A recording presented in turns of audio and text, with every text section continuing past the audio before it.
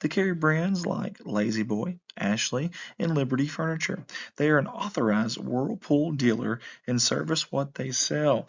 Finance options available, plus free delivery. Get hold of them at 870-598-2861. Proud sponsors of Corning Sports Report. The treasure chest has been in business for over 50 years.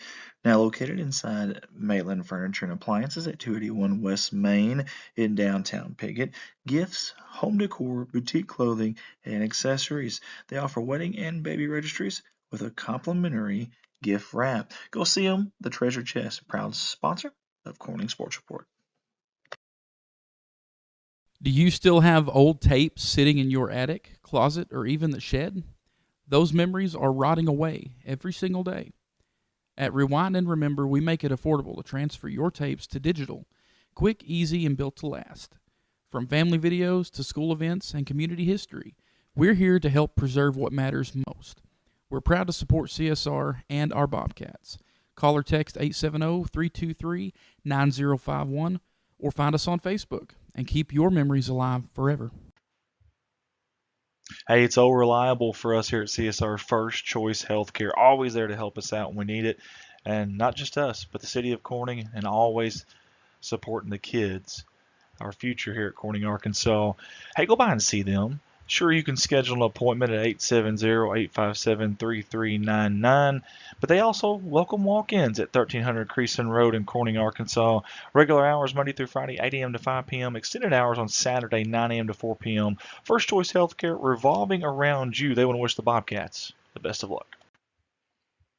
Black's Building Center, owned by Jim and Robin Black, was incorporated in 1961, but was established by the Black family in the early 1900s. How about that? They are proud to represent Corning by offering an array of home improvement items, including electrical, plumbing, roofing, windows, paint, and lumber. A little bit of everything there. Hey, drop in and see Josh, Jamie, Sammy, or Ryan for your hometown customer service. Located at 409 Vine Street here in beautiful God's country, Corning, Arkansas, and they want to wish the Bobcats the best of luck on the season. Let's give it up for the King family out of Corning, Arkansas for sponsoring us yet again here at Corning Sports Report. We appreciate them. Chris, Tammy, appreciate them. And also, as you see pictured right here, Krista, Allison, and Stetson. Love the pictures there from them. They want to wish the Bobcats the best of luck on the season. That's the King family, Corning, Arkansas. All of us at Corning Sports Report want to say thank you to J&N Family Farms for jumping on board with us again this year. We certainly appreciate their sponsorship. I grew up with a couple of them, and wonderful families both of them are. And both the Gleghorn and Young families want to say go Bobcats and best of luck on the season. J&N Family Farms. Brandon Cato with BCB Enterprises, LLC. Thank you for jumping on board with us this year, Brandon. You see the awesome family picture there. Love that. He specializes in mosquito fogging, but the man does about anything you can think of. Maybe you need something done to your home shop. Check mark. What about a swimming pool? Check mark. Any job you can think of. Estimates. He can also install those do-it-yourself mini-split units. Check mark. That's the Mr. Cool brand. Just anything you can think of, this guy can probably make it happen. BCB Enterprises, 870-323-1001. Zach Brown Farms on the road to success.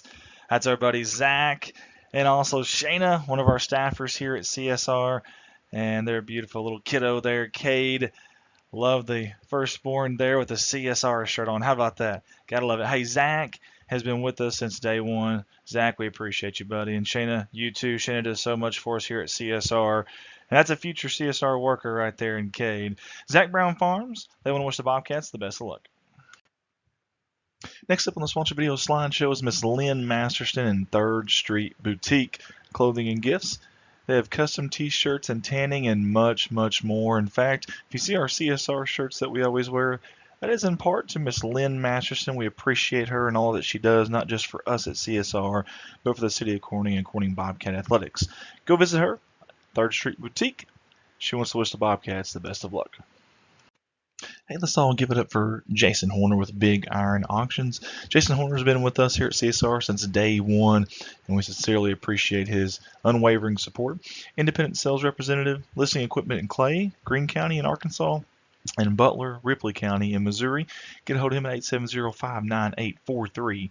It's Jason Horner, Big Iron Auctions.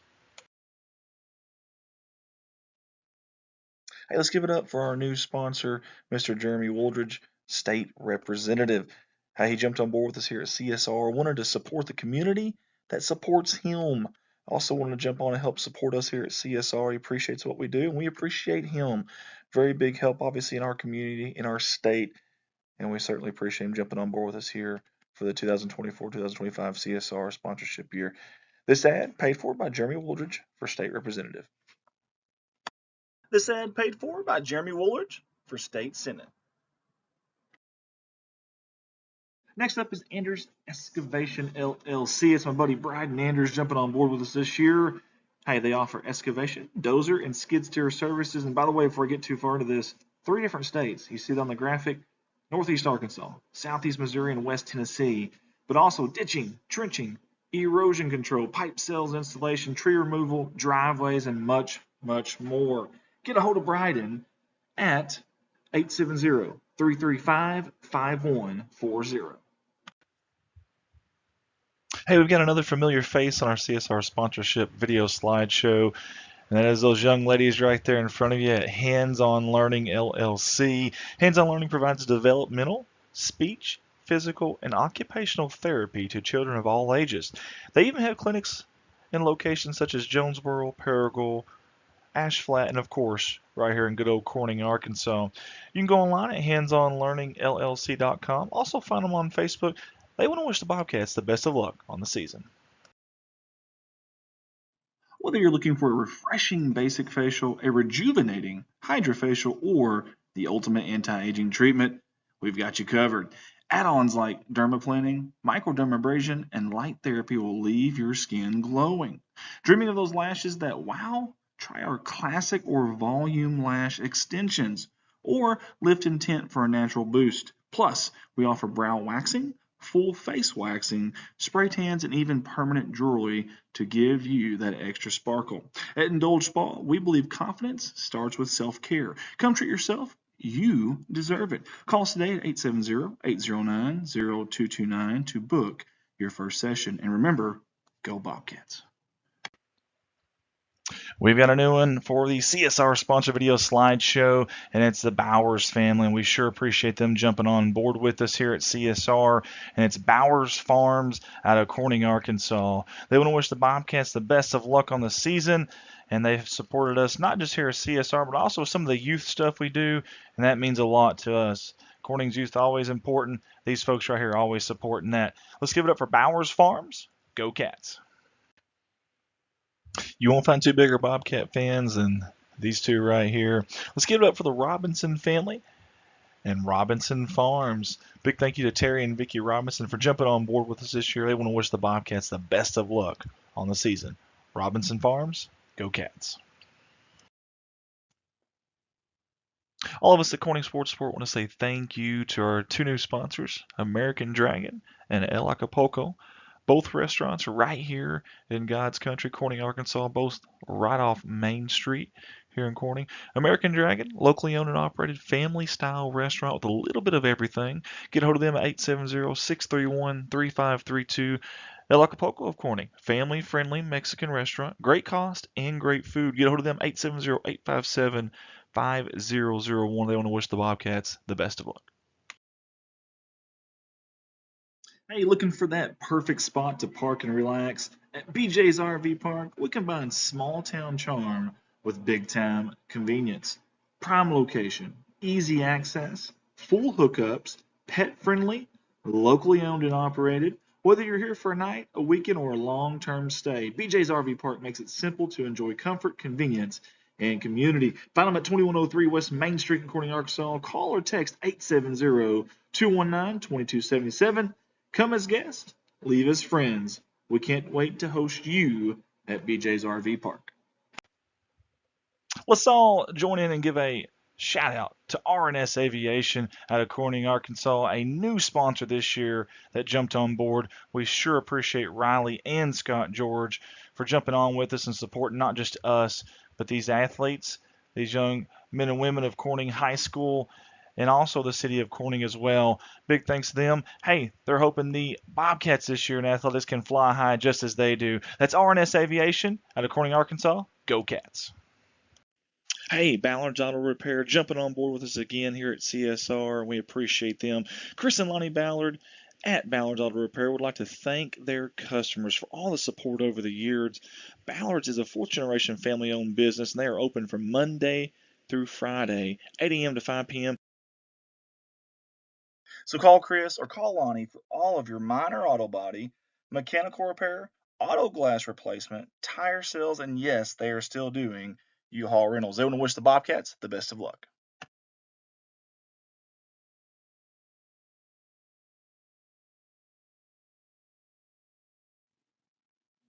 Everybody at Corning Sports Report wants to say thank you so much to everybody at Watson Oil Company right here in beautiful crime-free Corning, Arkansas. Obviously a fuel supplier here in Corning, but more than that, especially to us, they have been behind us 100% from day one, and we really, really do appreciate it. I love the family photo too. That's awesome.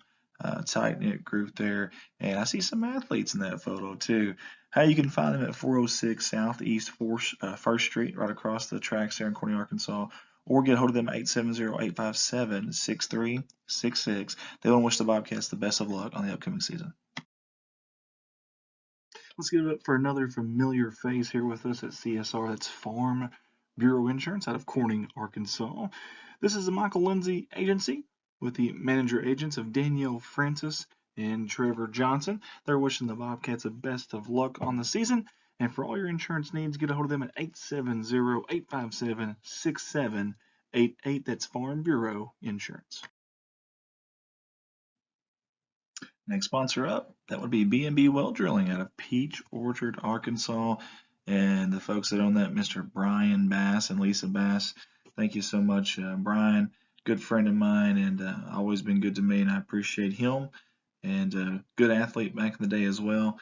Hey, for all your well drilling needs, get a hold of this man right here, 870-215-3808. Again, that's Brian Bass with B&B Well Drilling out of Peach Orchard, Arkansas, 870-215-3808.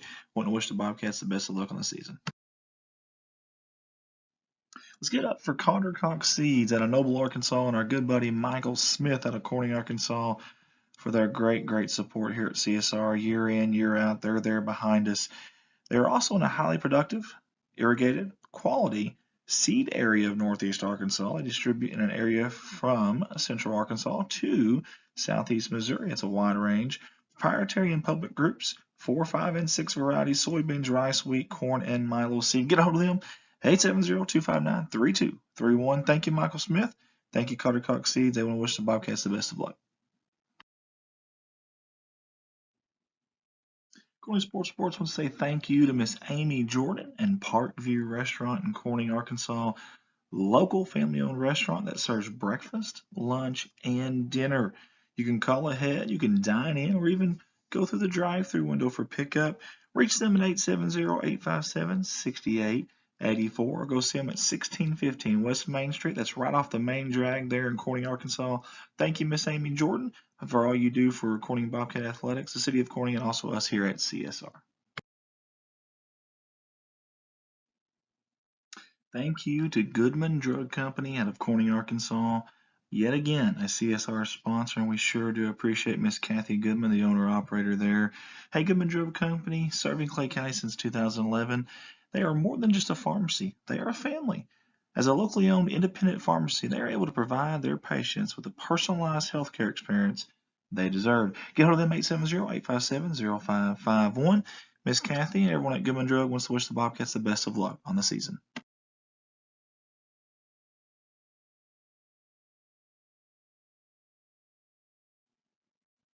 Next up on the sponsor slideshow is K-Ron Farms out of Success, Arkansas. Hey, you want some genuine people who genuinely care about Corning athletics and the Corning Bobcats? These folks right here, Keith and Rhonda Turner, we want to say thank you guys so much Several years in a row now they have sponsored us out of Success, Arkansas, and we certainly do appreciate it. They don't wish the Bobcats the best of luck on the upcoming season.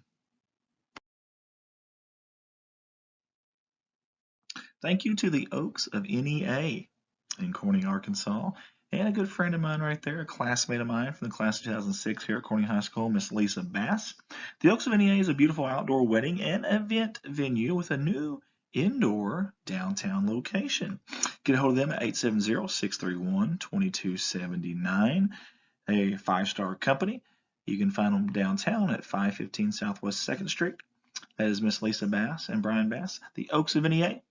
They want to wish the Bobcats the best of luck on the upcoming season. And another repeat sponsor here, Miss Carrie Russum Qureshi with Qureshi Law Firm and Wealth Management. We sincerely appreciate Carrie and all the support she has given us over the years.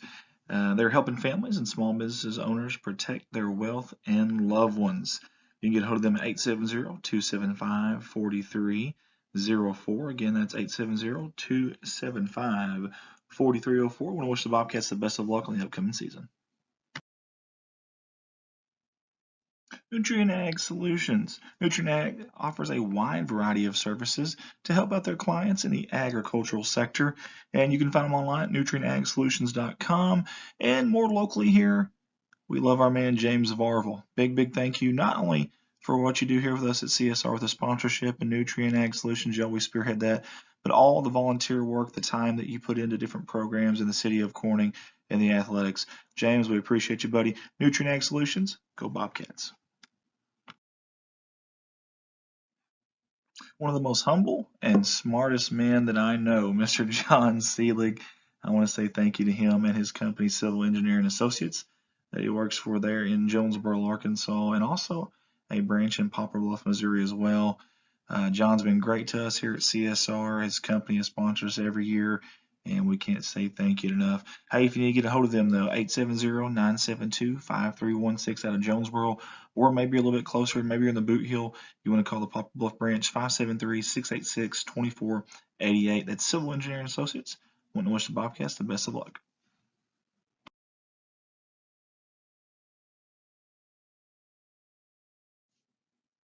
Yet again, the same name, same faces here, Jerry and Linda Turner for Jalen Farms. Thank you guys so much. You're always so nice to me. You've done this every year with us, and it means a lot to us, the support you give us here at Corning Sports Report. They don't ever care what we say about them or what it is. They just want to support us, and that means a lot. So let's give it up for Jalen Farms, Jerry and Linda Turner. They want to say, go, Cats, go.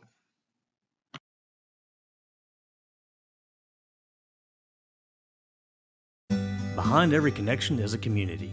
Clay County Electric and Clay County Connect live this every day.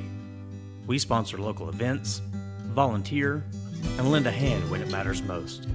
Like Cast for Kids, helping children reel in moments they'll never forget. We're there on Friday nights, and alongside the local businesses that help keep this community moving. Power, internet, and a whole lot more. Clay County Electric and Clay County Connect, committed to community. Hey Bobcat Nation, this is Eric Leonard with Leonard's Paintless Vent and Windshield Repair.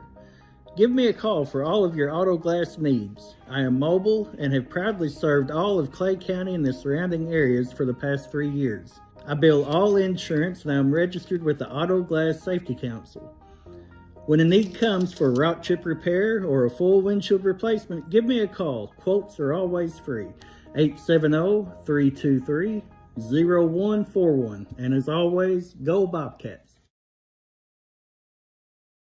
Next up on our sponsor video slideshow is our buddy Logan Carpenter and his company Summit Roofing and Restoration. For all your commercial and residential roofing and restoration needs, get a hold of Logan at 870-340-7009. They have financing available, and he wants to wish those Bobcats the best of luck on the season. Baptist Church in Corning, Arkansas is a church that strives to love God, His Word, people, and families. Located at 316 Craft Street, the church offers opportunities for all ages to worship and grow spiritually. Sunday morning Bible study for all ages is at 9:45 in the morning, and worship service is at 10:45 a.m. Sunday evening worship service is at 6 p.m. And then Wednesday nights, they're focused on ministering to Calvary kids, pre-K through 6th grade, and the Calvary youth, 7th through 12th grade. And that begins at 6:30 p.m. every Wednesday night. Hey, visit Calvary on the web at www.calvarycorning.org, or you can find them on Facebook, and get this, they even have a YouTube channel. Calvary would love to have you and your family come worship. Energy Infusion Center, downtown Corning, Arkansas. Great friends of ours, and more importantly, great people in our community. That's Miss Debbie and Bud Hill, who have always supported us here at CSR, except this time with a little different twist. That's right, the Energy Infusion Center is such a unique place is the right word. Only one of 500 in the world. You heard that right. Only one of 500 in the world on the planet Earth, on our globe, and we've got one right here in God's country, Corning, Arkansas. Holds up to 12 people per night. Guys, that's a lot. Take your whole family if you want to. In fact, it's only $150 to spend those 12 hours overnight. How about that? That's cheaper than most hotels, guys. Plus, the important stuff, you're getting the healing factors that your body really needs. I love this idea. In fact, some of our Bobcat athletes that you are watching right now in this live stream went there to help heal their bodies after games. Downtown Corning, Arkansas, at Debbie Rose Massage, it is Energy Infusion Center. Reach them at 573-480-7819, and they're wishing the Bobcats the best of luck. Rob Chandler for Clay County Judge. Rob believes that we are at a pivotal time here in Clay County, and that under the right leadership, we can look ahead to a bright future. One county, one future. That's Rob Chandler for Clay County Judge. Again, this ad paid for by Rob Chandler for Clay County Judge. For 85 years, Clay County Electric has powered our community with a legacy of excellent service. And now you get power and connectivity with the same great service you've come to expect. Clay County Connect brings the world to your fingertips with reliable, affordable, high-speed broadband internet. The best part? You get the same great local service that has defined us for decades. To learn more on how we can best serve you, visit us online or call 870-857-3521. This is a political ad paid for by Jeremy Woods. This man right here is very, very involved in our community, especially with our youth. And he'd like you to vote for him, Jeremy Woods, Corning School Board District Position number 1. His slogan, working for our children, and I truly believe him when he says that. Again, this is a political ad paid for by Jeremy Woods. Malone Custom Designs has a new spot downtown, and we'd love for you to come by. With our laser engraving machines, we can personalize almost any gift in our store. We do caps, knives, keychains, tumblers, stickers, decals, business cards, banners, and more. While you're here, consider booking a photography session in our new studio. Visit us at 421 Southwest 2nd Street in Corning, and let's make something special. Here Magic by Tammy. That's Tammy McKenna, your owner there / stylist. A full-service salon. That means cuts, colors, perms, and waxes with a wide range of products for the whole family. Come see Tammy McKinney or Mary Russell for all of your hair care needs. You can reach them ahead of time at 870-857-3338. They want to wish the Bobcats the best of luck on the season. Political ad paid for by the supporters of Blaine McClung. With over a decade of law enforcement experience in Clay County, Blaine McClung seeks to continue his public service as your next sheriff and collector. Recognizing the need for the DARE programs in local school districts, increased rural patrols utilizing marked patrol units, and critical training for deputies, Blaine McClung respectfully asks for your vote to help clean up Clay County. Political ad paid for by supporters of Blaine McClung.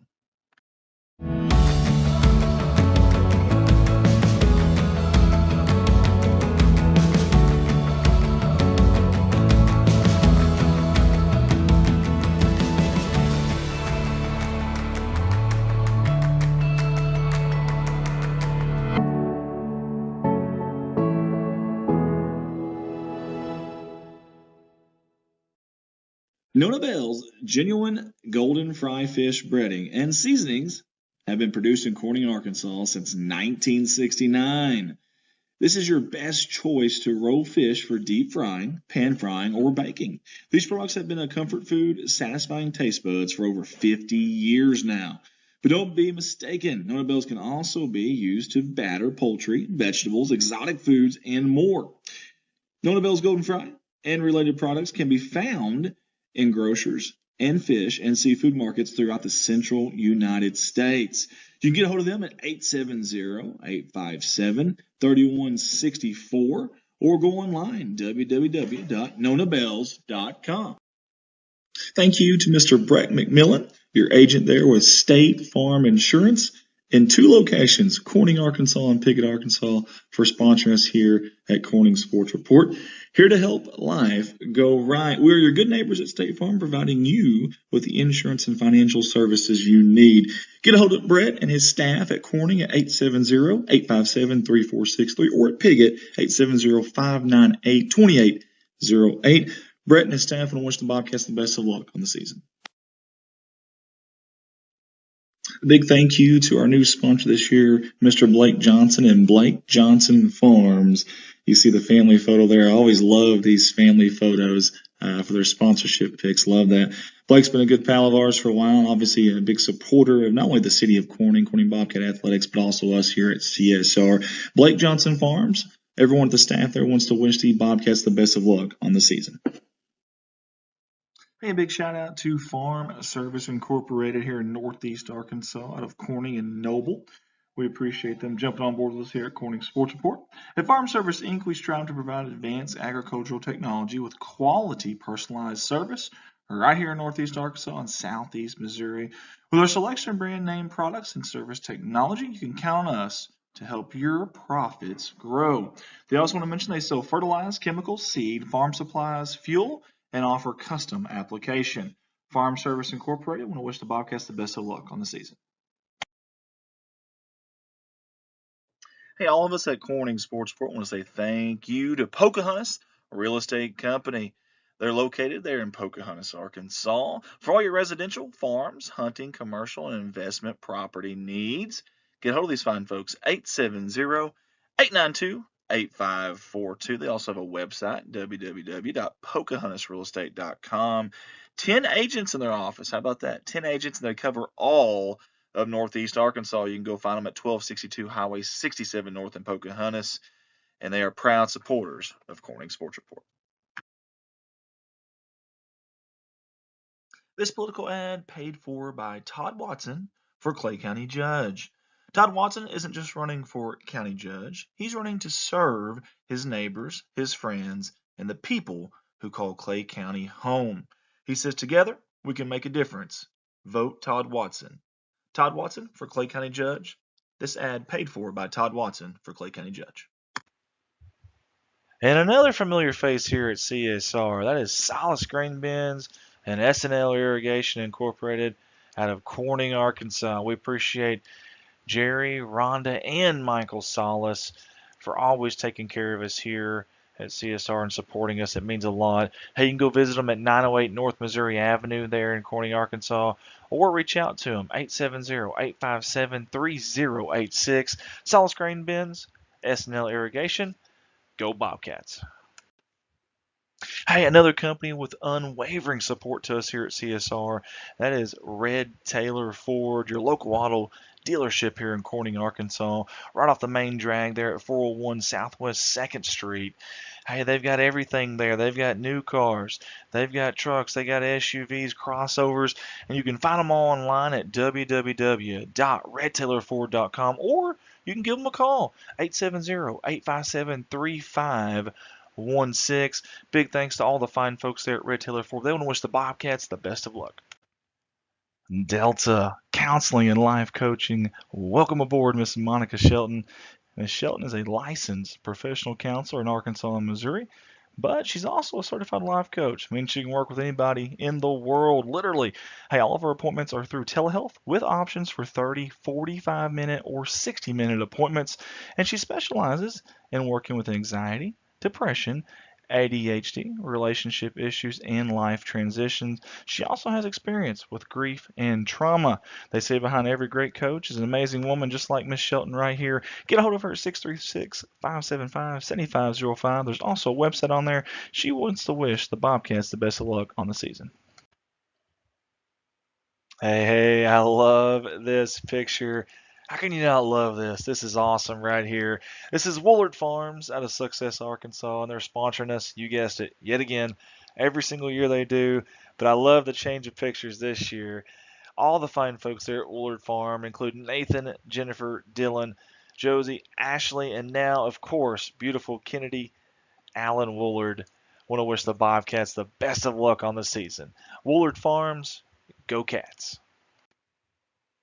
Big thank you to the NEA Veterinary Clinic yet again for supporting us and these kids here at Corning through us at CSR. And you also see My Zoe Rescue there as well. That's a 501c3 charitable organization, nonprofit. We appreciate what they do. And also what the NEA Veterinary Clinic does as well. It's a one-stop shop for your pets. Anything you need there. And great service. I can vouch for that one. Hey, get a hold of them at 870-857-5050. Again, 870-857-5050. NEA Veterinary Clinic wants to wish the Bobcats the best of luck on the season. Hey, let's give it up for another familiar face here on our CSR sponsor video slideshow, and that is Miss Kimberly Tinsley and her company, AGC Tax Services. You can find them at 2508 West Main Street, or you can get a hold of them at 870-857-3765. Kimberly wants to wish the Bobcats the best of luck on the season. I'm Mike Vinson, certified public accountant and a Bobcat fan for as long as I can remember. Vicki and I supported Bobcat sports through the years as our daughters chased their athletic dreams. We are blessed to continue supporting the Bobcats as our granddaughter Bailey now pursues her dreams at Corning High School. And as we watch the new classrooms and hallways at CHS disappear, we will soon begin to see something new and better being built right before our eyes. This reminds me that all us old Bobcats can take comfort that something new and better lies ahead at CHS. A new school, and with it new technology, new areas of learning, and new extracurricular opportunities await future Bobcats of all ages, including my favorite Bobcat, Bailey. So, support all these kids in whatever they choose to do. Let them know that Bobcat spirit is alive and well.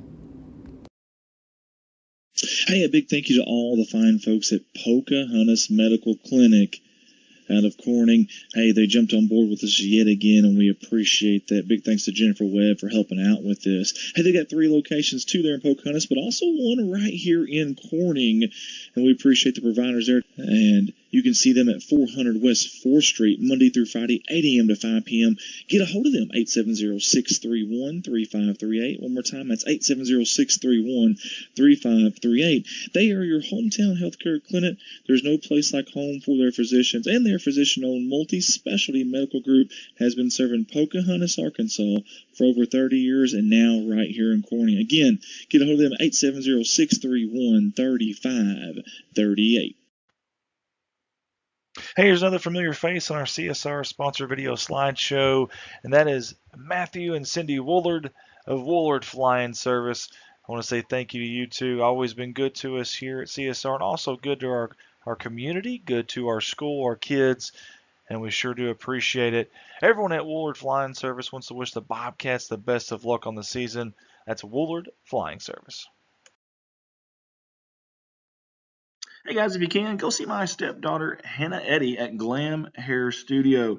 That's in Poplar Bluff, Missouri. She does hair, braids, makeup, updos. I don't even know what that is, but she says she does them. Eyebrows, eyebrow tint, eyebrow lamination, and eyelash lift and tint. You can reach her at 573-776-398. I want to give my stepdaughter, Hannah Eddy, at Glam Hair Studio in Poplar Bluff, Missouri. And her sister, Smalls, wants to say, please go see my sister, Hannah. Hey, let's give it up for a good man and a good friend of ours here at CSR, Mr. Kenny Francis. We appreciate him jumping on board with us. Hey, he's got 2 different buildings here. The White House on Main Street, you see that on the top left-hand corner of your screen, and Puddle Duck Lodge on the bottom right. The White House on Main Street is a 4-bedroom, 2-bath, and Puddle Duck Lodge is a 6-bed, 3-bath with a huge lake full of fish. I can vouch for that one.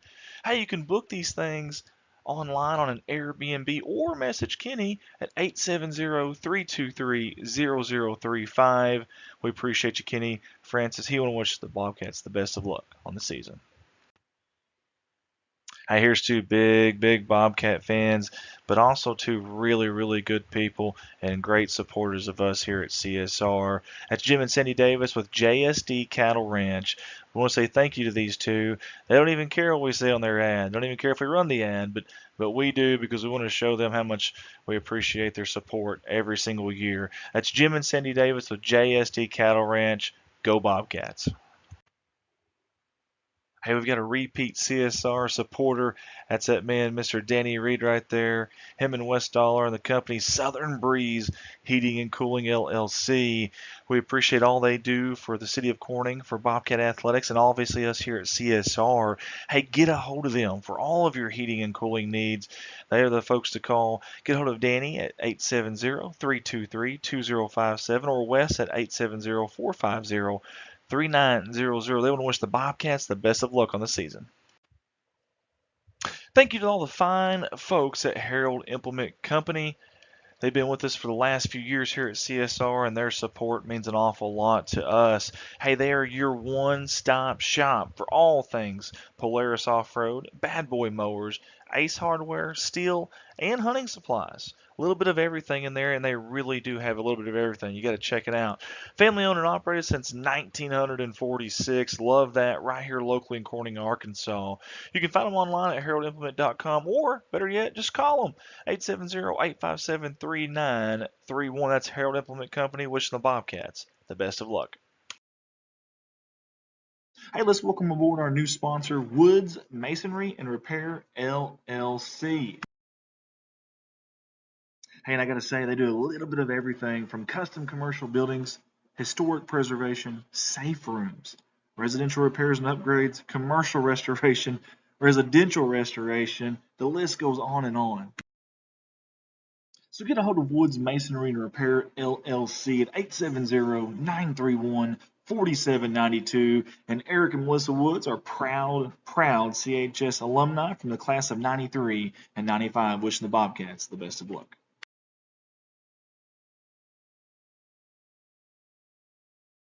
Let's give a shout out to the Woodard family and Sky High Fun Zone, where the fun never stops. Looking for the ultimate place to jump, play, and celebrate? At Sky High Fun Zone, they've got wall-to-wall trampolines, exciting attractions for all ages, birthday party packages that make planning easy and fun. Check out their hours, specials, and you can book parties at www.skyhighfunzone.com. They're also located at 2801 Cheshire Boulevard in Poplar Bluff, Missouri, which is the old water park there. Again, check them out at www.skyhighfunzone.com. Let's give a big thank you to Kate Pharmacy out of Corning, Arkansas, multiple time sponsor here with the Corning Sports Report, located right here off of 500 North Missouri Avenue in Corning. Their pharmacy provides a number of services, including free delivery inside the city limits, very short wait times, compliance packaging options, a convenient drive-through, 24 hours prescription services, vaccinations, diabetic shoes, and many, many more. Get hold of them at 870-857-6766. They want to wish the Bobcats the best of luck on the upcoming season. Kate Pharmacy. From all of us here at Corning Sports Report, we want to give a special shout out and a huge thank you to Miss Lisa Jett, Mr. Joe Jett, and the entire Jett family for being our primary sponsor this year at Corning Sports Report. These fine folks have done it all for the city, the high school, the athletic programs, and also us here at CSR. Always giving, always helping out any way they can. We want to say thank you, and we're excited to watch those little ones grow up and future Bobcats. We cannot wait. Again, big thank you to Miss Lisa Jett and Joe Jett, the entire Jett family. They want to wish the Bobcats the best of luck on the season. Midwest Auto Parts has been a family-owned business in the heart of Corning since 1946, when it was established at 301 West 1st Street by Thomas and Bernice George. Midwest has and continues to serve the citizens of Corning and surrounding communities with the dependable parts and service. From auto parts and paint, hydraulic hoses, heavy-duty truck, farm tractor, and power unit parts, Midwest probably has what you need. From 5 generations of former and current Bobcats, Midwest Auto Parts says, go Bobcats. Get a hold of them, 870-857-3084. Excited about our new CSR sponsor. That is Shine Pediatric Therapy. We appreciate Miss Amber Gifford, the speech therapist, and Miss Jordan Thompson, the occupational therapist. Those two have been providing local children with therapy services, forget this, over a decade now. Extremely impressive. And speaking of impressive, these two have teamed up. In fact, Shine Pediatric Therapy services with a team of locally staffed therapists to provide pediatric therapy to our community. Those girls at the bottom right-hand corner of your screen. You got to surround yourself with good people, and those two right there have. Hey, contact Amber at 870-926-5420 or Jordan 870-637-4949. Shine Pediatric Therapy wants to wish the Bobcats the best of luck. Hey, let's give it up for Shelter Insurance out of Corning, Arkansas. That's Agent Kurt Scobie, who's been with us since day one, a proud supporter of not just us here at CSR, but also the Corning Bobcat sports programs and also everything to do with Corning, Arkansas. We appreciate him for all of your auto, home, life, or business insurance. See Shelter Agent Kirk Scobie. You can get a hold of him at 870-857-3211 or go by and see him on 2nd Street there in downtown Corning. He wants to wish the Bobcats the best of luck. Another familiar face on our CSR slideshow, and that's Jim's Tire and Auto out of Corning, Arkansas. In fact, they're at 500 West Elm in Corning, Arkansas, and I always mention it every year. They do a little bit of everything. You ready? Alignments, new and used tires, all oil brands, service job, brake job, tractor/truck flats, batteries. We're not done. Still more to come. Road service, mufflers, record service. That's just what the Veneta family, that's what they do. That's what they do. 870-857-6266. That is their phone number. Also a towing number at 870-857-6871. They are open Monday through Friday, 7 to 6, and they want to wish the Bobcats the best of luck. Fred Industries, for all your micronutrients, pro-sol, and green sol needs. Give us a call at 870-886-2411. Mark Hufford and Fred Industries would like to wish the Corning Bobcats the best of luck this season. And as always, go Bobcats. I'm going to give a shout out to those fine folks at Boschlicker Brothers Farms for yet again, another year, supporting us here at Corning Sports Report. Always very active in the community and supporting athletics in Corning, as well as the city of Corning. Big thanks to Tim, Steve, and the entire Boschlicker Brothers family over there at Boschlicker Brothers Farms. I want to wish the Bobcats the best of luck. Got another new sponsor here with CSR, and that's Gigi's, the new restaurant here in Corning. Hey, you won't find a better family than the Harvey family right here. Wonderful, wonderful human beings. Gigi's is the hidden gem of Corning. The restaurant serves daily lunch specials throughout the week and handmade pizzas on the weekend. You can get a hold of them at 870-631-3404. That's 870-631-3404. They want to wish the Bobcats the best of luck. How about my friend Matt Anders, a Corning High School alumni, and he's working with the Baker Implement Company now. They were established in 1938. How about that? They jumped on board with us here for the 2nd year in a row. We sure appreciate it. Good afternoon, everyone, and welcome to Corning Sports Report's live coverage of some Corning Lady Bobcat softball. We're live on location here at Lady Bobcat Field in beautiful, crime-free Corning, Arkansas for the first pitch at 4:29 Central Time here in God's country is in for a strike. And I believe that was long. The first strike up first for Caruthersville, Molly Price. Andy Earls on the headset here also directing as well as that one skips out to the side there off the backstop for ball one. Appreciate you tuning in with us. If you can, do us a big favor, share that feed if you don't mind. we would certainly appreciate it. Non-conference action today. In fact, a team from out of state, just across the friendly border there of Arkansas and Missouri, Caruthersville, the Lady Tigers. As they're in the road reds, of course, Corning in the home white with gold trim, gold tops, I guess you could say. Like the high gold socks, I do like that. We're live on Facebook, live on YouTube. We can share that feed for us. Inside pitch, swung on and hit down the third base line fair. That was Price. She's looking for two now. She stumbled at first. Now she's going to get a stand-up double as Sissel gets that ball in, but not before a double from Price. So one batter and a double for the Lady Tigers of Caruthersville, coached by Lee and Dominic. They were very nice earlier. I was trying to get some rosters from them, and appreciate their scorebook keeper for helping me out there. Here's the pitch. Deja vu there. Essentially, Walker drives it down the left field line, and it gets past Sissel. That's going to score one, and it's going to be a triple if she can get down in time, sliding leg first and in. And 1-0 here early on. Caruthersville Tigers, a double followed by a triple. Slugging percentage galore, and Kylie Smith's playing third base and didn't have a shot at either one of those. They ambushed those pitches, both inside pitches, and that'll bring up Briley White. That was Hallie Walker on that triple, RBI triple, I should say. Warm day here in Corning, Arkansas. Hopefully you guys can hear me okay. Let me know if so. Had to leave work early to get here to do this game. We could not get anybody. Out of our 22 people in our group chat, couldn't get anybody to get this game in. So here I am.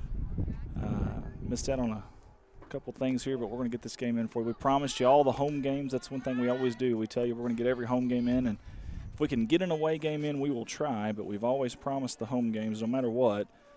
And today was the no matter what, because didn't plan on being here, but here we are. Finally got us a strike there, swing and miss from White, the first baseman. 3-0 count there. Kind of thought maybe she would have the red light, but she swung away. It's one of the things about this company. We always find a way to get these games in. One way or another, we got a good group. Second pitch right there at the belt. Nice job there by Long, battling back. How about that? Outfield plays straight up in center. Left and right are kind of towards the lines. Infield about a normal depth. Shortstop to the right just a little bit. Swung through and missed. High pitch and Long takes her down on a strikeout. How about the battle back there from Kalen? Was down in the count, 3-0. Battled back. Awesome stuff there from Long. Again, let me know if you can hear me okay. Good scoop back here at catcher from Molly Janes. Coming up is going to be the cleanup hitter, Katie Bethune. I assume maybe Coach's daughter, or related in some way with the same last name. Ball skipped off the plate for ball two. 2-0 count here early on the cleanup hitter. A little bit of wind burst every now and then. I don't know, 5, 7, 10 mile an hour on the big burst. But aside from that, it's hot. It's the first day of spring is my understanding, and it feels like the middle of summer. Swung through and missed. Molly had that for a second, lost it out of her glove, but no harm, no foul there. Runner stays at third. That's going to be Hallie Walker at third. We got a 2-1 count here, one down in the top half of the first inning. Non-conference action here in Corning, Arkansas. Along with the first. That's a great job there. The first, as I said, the first up and in pitch I've seen today. That ball was foul tipped right into the glove of Molly. Good job by James hanging on to it. It's good practice when you get those strike threes to hang on to that thing when it's foul tipped. Here's the wind, the kick, the delivery, high. Chop foul over towards the third base side. Coach Bethune let it go by. And Coach Curley and Medlock watches it go by. 2-2 is our count. One down. Katie steps back in. She plays center field for Caruthersville. Trying to get a better grip on that ball is Long. Outside, swung through and missed. Great pitch And after giving up a double and a triple, it's back-to-back strikeouts as there's 2 down in the top of the first. It would be great to strand that runner over at third if you're a Bobcat fan, but Lady Tigers have different ideas. That's Dallas Hayes. She's wanting to bring her in here. She's the 5-hole hitter. Also the pitcher. She can do herself a favor here. She can get her in. How about Long battling back? Molly sits up inside a little bit. Oh, off the end of the bat, slow roller to the pitcher, barehanded by Long, over to Abby Young, and out. We played half of an inning here at Lady Bobcat Field. It is 1-0 Caruthersville. And I'm going to put out 1-3 on the put out there. And batting first for the Bobcats coming up in this bottom of the first inning will be Jolie Kennedy, the shortstop, followed by Long and then Sissel. So it's Kennedy, Long, Sissel that will be up first here for the Lady Bobcats. All right, guys, we'll go through some of your comments here real quick if I can. Sherry Ray is hearting a lot of stuff here. Says, love you. And Cammie Hollis says, love you too. Miss Louise Wright, are you streaming baseball today? If it's away, there's not a chance. Actually, if it's home, there wouldn't have been a chance today. I'm not sure. Nobody in our staff, not a single person in our staff could do anything today, unfortunately. It was just a bad day for us, and which ends up being a bad afternoon for me. It's part of it, though. That's part of owning a company. You've got to fill that gap when nobody else can, and then it was a very unfortunate timing, really bad timing for me. But here we are. We're going to get it in either way, so John Jett said, I hope so. Well, John, the hope is lost, my friend. I'm sorry, John. I really apologize, but we only promise the home games every year. We all have full-time jobs, families, all that good stuff. I was very fortunate. My job allowed me to leave early, but it was at the sacrifice of some other stuff. But to get here to even get this one in, so yeah, we have no shot of getting. If it's an away baseball game, there's zero chance of it getting it in today. I apologize for that. If anybody wants to start helping as well, that would be great. During baseball season, it's just tough. It's 4:30 is when these games start. Sometimes 4 o'clock, actually. We just cannot seem to get enough staff ever to comfortably get it in. It seems like it's always a struggle this time of year, and just part of it, though. But we're going to do our best. Again, we promise all the home games. If we can get an away game in, we will do it. If we just have a guy that's off work or can get off work early or things work out, we will get one in. Last year we got in, 9 or 10 of them it seemed like. Maybe more than that, actually. But this year it has not worked out at all. Leadoff hitter Jolie Kennedy, she steps in, got kind of a closed stance, and that pink Louisville Slugger bat.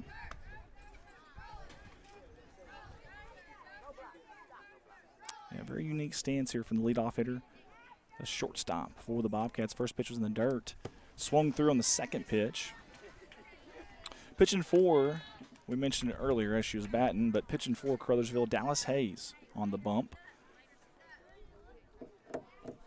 And she's a righty. Third pitch chopped straight back foul right behind us. It's going to one hop off of a GMC Acadia. Put a good little small dent in there. Marsha Clark Cooper says, let's go Lady Cats. She says, thank you, Andy. You're welcome, Marsha. Thank you for the kind words. I appreciate it. Gina Jones also tuning in with us. Thank you, Gina, as we got a strikeout on the first bat. As Dallas Hayes sends Kennedy back to the dugout. Up next, I said a Louisville Slugger. That is not a Louisville Slugger. Caitlin Long, and she's going to use that same pink bat. Barehanded bomber here for Lady Cats. Open stance. Sits about middle of the box. North, south, and east, west. Kind of right there, dead center. Ball 2 on Caitlin Long. That wind picked up as soon as that pitch came out of Dallas Hayes' hand. Here's the righty's third pitch. It's up and in as the umpire gives the call there. Gives it vocally and visually to the pitcher.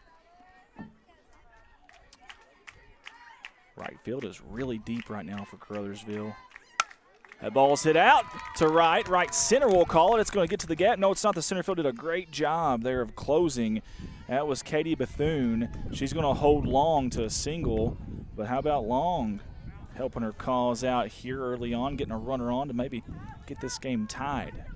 She did a good job battling back on the bump. Gave up a double, triple, and then struck out 2, and then a little weak dribbler back to her. Pitchers that defend their position.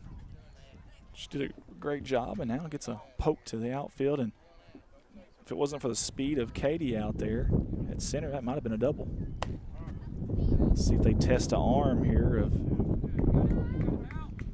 the catcher, who I believe. Actually, that's Katie.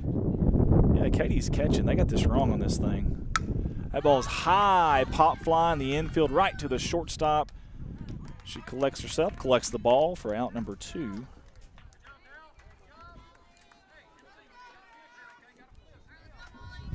Yeah, I'm pretty sure Katie Bethune is catching. I'm changing that. So that was Hallie Walker at center that really did a good job of corralling that ball quick to keep Long at first. Up now is Molly Jane. She's going to foul over the right side. Really close to hitting the concession stand deck. Had enough English on it, though it bounced away to the parking lot. Man, that wind is really picking up. About to lose my papers here. Second one, jam shot. It gets over the fencing over on the away side for strike 2. And just like that, Molly Jane's in the hole 0-2. Well, we got the leadoff runner on. Nothing since. See if Molly can change it. She's going up her hack, and I'll give her credit. Swinging away. And she swung away at that one, but unfortunately misses it. That's going to be strike 3, and we played 1 inning of baseball here in God's country, or softball, I should say. Corning, Arkansas. It is Caruthersville 1 and Corning 0. We appreciate everybody for tuning in with us. Again, apologize. I got here as quick as I possibly could from work. Thank God they let me even show up today. When I left, we were kind of busy, and I actually had 2 customers on their way. Unfortunately, so to those 2, I want to apologize. I know I got you ahead of time with some other salespeople, so we'll get that figured out. But so I apologize to them, but we're going to get these ladies seen and hoping our Bobcats can make a good day of it and get the victory. Lady Cats under the new tutelage of Coach Brittany Curley. Her first year here at Corning, my understanding came from Maynard, and like right now, I see her out there talking to the left fielder, Sissel. Very vocal so far. I like seeing that. Definitely appreciate her coming on and trying to help these young girls out. Remember, this is a very young team. You probably heard Mike say it a lot. You probably heard me say it the other day. Very young team. There's going to be some good moments, some bad moments, and of course, it's always tough getting used to a new coach, too. I'm not making excuses for these girls, but there's a lot there to be said about that, though. There really is. Billy Allen tuning in. Carrie Reed tuning in with us as well. We appreciate you guys. I probably need to go check on YouTube, make sure there's no comments there. If there is, I'm sorry if I missed you. Let's go look over there real quick.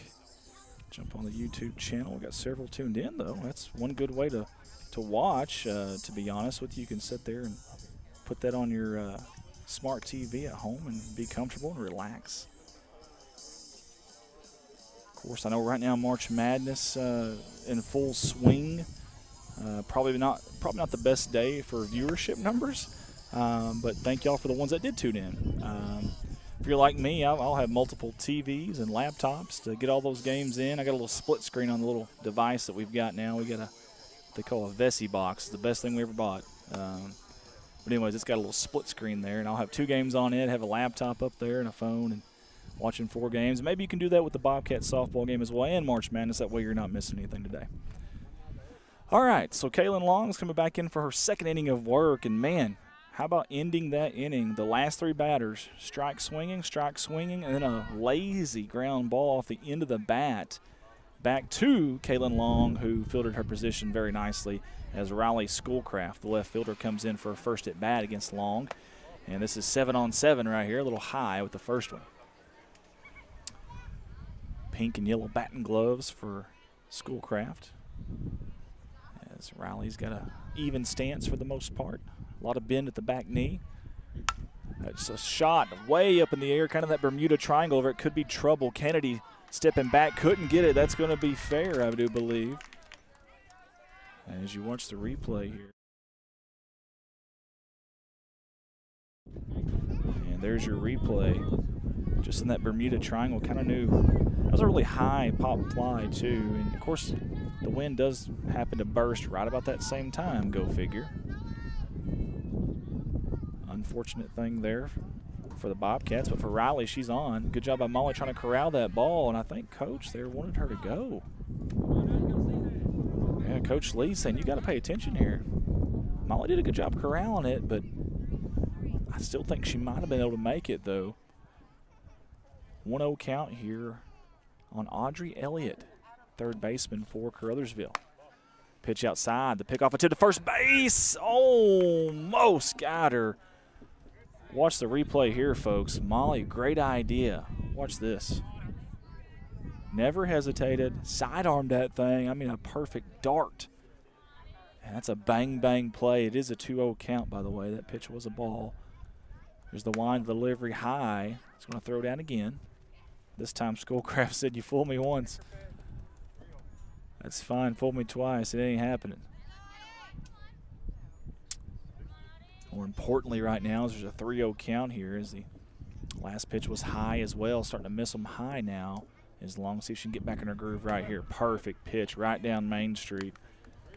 There's a lot of coaches that want their kids to keep that bat on their shoulders on a 3-0 count. But, boy, I tell you what, it's one of the best counts to smash on, too, man. You know you're going to get usually a fastball with a little bit left off of it right down the middle. And the 3-1 pitch is high as Audrey Elliott, I should say, gets a walk, and the first two runners are on here. No down in the top of the second. And I got to change the inning on the scoreboard. I apologize, guys. Y'all get on to me now. If I ain't on that, y'all get on to me. All right, here we go. The delivery, it's in the dirt there. It was a bowling ball coming at Molly Janes there. I think Long just lost it. I want to tell you something. I'm seeing something with Long here. She is wiping her hands a lot. Watch her twist that ball a lot. And that last couple of grips right there, she's really trying to get a dry spot on that thing. Remember, it's 80-something degrees right now. That ball was a jam shot. Sissel's got it. Could have been an infield fly. It's not. It's going to be 2. If she goes to 1 in time, she's got 3. Almost a triple play for the Bobcats. Holy hay bells, watch this. Might have been an infield fly. You could have called it. Might have protected those runners, but that was not called. Let's watch the replay here. The catch, the bang to second, 6 forward, almost 3, and Stretch had to stretch. Abby Young to try to get to that ball, couldn't get to it. But how about that? 2 outs just like that. That's big. First pitch to the knees. There's the pickoff attempt. And this is going to be Emmeline Greer, the second baseman for Caruthersville, the 9-hole hitter. I cannot express how big of a play that was by Jolie Kennedy there. And she's got her shades on for good reason. If you've ever played softball here at this field, at Lady Bobcat Field, you know in the springtime how bad that sun is. Especially on a day like today, there's not a cloud in sight right now. 1-1 count here on the 9-hole hitter Greer. 1 on first. I'll tell you what, Molly Janes is not afraid to throw it down there. Some girls at this age are a little bit, I'll say timid's probably the best word, to throw it down there at first, because if they miss, someone like Riley Schoolcraft with her speed not just gets second, but probably gets third on the softball diamond. Molly's not afraid, though. Jam shot again. I tell you what, these inside pitches from Long have been fantastic. They're good locations. She's not missing by much, but good location. And these girls from Caruthersville, they can't get around on it fast enough to get the barrel on it. They're getting it with the inside part of the bat. See if she goes outside this time. She does, and a beautiful pitch. Good morning, good evening, good night, says Kayla Long. A backwards K to end the second inning, or the top of the second, I should say. Phenomenal stuff there from Long. Is that Long getting some attention there from Curley? I think it is. She was looking at, I think, her left eye. We hope she's okay. There may be some sand in the eye, not sure. I tell you, there's some crazy stuff that happens. You get a little bit of dirt on that ball, and you go to throw it, and that stuff comes back up at you, or even on a hitted ball, a ball that's put in play, if it had a little bit left on it and it comes back, gets you in the eye, next thing you know, you've got all kinds of problems. But phenomenal job by Kaylin Long. Again, starting off the innings not so hot. Kaylin Long right now is like an old muscle car. Takes them a while to get it started, but once they get going. So recapping the first inning for Kaylin, she gave up a double and a triple. I mean, deja vu hits right down the third baseline. I mean, it looked identical. Same pitch, too. And then she struck out 2 and got a weak ground ball. To begin that second, she gave up a single. She gave up a walk. And then she got a big-time pop-out. Jammed, I believe it was Lauren Riggs, and then got a backwards K to end it. Up first for the Bobcats in this bottom half of the second is going to be Kelsey Masterson, the center fielder. She comes up with the white bat and gloves. She rolls those sleeves up. I like that look. See a lot of girls do that, especially during these hot days like today. Shell Jeremy Woods, she has a cannon in from her knees. Yes, I think you saw. Yeah, I think Jeremy's talking about Molly. Amen, dude. She really does. I saw that a little bit last year. We did a game, and I was like, holy smokes. It's like, how old is this young lady? Marsha Cooper says, good job, Jolie. Yeah, Marsha, that was a big play. And Jolie did a good job. The wherewithal at this age to know, hey, take care of this thing in the sun. And when I do, I'm going to fire it over to second. And how about second base being there as well, which I believe was Kinley Barker, I think. I'm pretty sure on that play it was Kinley Barker. And Abby Young, even when she seen the catch, she ran back to first. Those girls, the IQ of that infield was phenomenal in that play. High pitch is going to be lumberjacked foul over there into a lawn chair of what used to be a Bobcat fan. No one's there right now. That would have been a good catch opportunity for whoever has been sitting in that seat. 2-1 count. Wanda Rourke says, watching from home, go Lady Cats. I love that. This is, I do believe Hayes is their second inning of work on the bump. Number 5, Dallas Hayes, the righty. She's behind the count right now, 3-1. And Masterson's working. It might be a good pitch right here to hit. Nope, it's in the dirt. As Masterson's going to hustle down the line. Like to see that. She gets a high five, Coach Medlock. And here comes Abby Young. So a walk to Masterson. Brings up the 6-hole hitter, the first baseman for the Lady Cats, Abby Young. Abby Young's also using that pink bat, which is an unlimited. Not sure what brand that is, but I could have sworn I looked at it really fast earlier. It was a Louisville Slugger, but I was wrong. I'm getting old, guys. Oh, that ball's hit way out to left center. Still carrying, still going.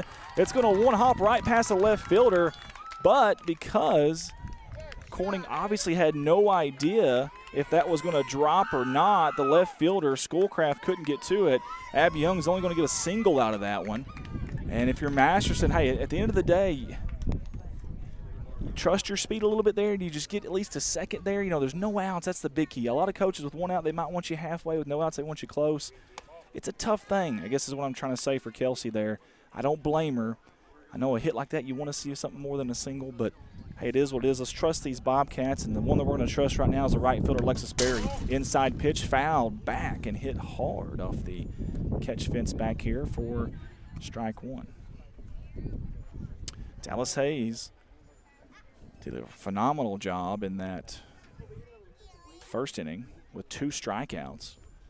All of a sudden now the Bobcats, these first 3 or 4 hitters coming back to the dugout and saying, hey, here's what we're seeing, here's what we're thinking, and that information, relaying that information, all of a sudden the Cats starting to hit the ball right up the middle. That could be trouble. It's going to squeeze its way to the outfield. That's a base hit. It's going to be an RBI. The play at third is not there, overthrown. And here comes a play at home. Abby's in a rundown now. And that's going to be Barry at third. She's going to have nowhere to go. Head first back into third, and Barry's going to get back to second. Are you kidding me? Holy hay bells, what a play that was. Wild, wild, wild right there. And eventually Barry gets a double on. Now obviously you'll give her a single on the old scorecard, but and then a throwing error but still phenomenal stuff there.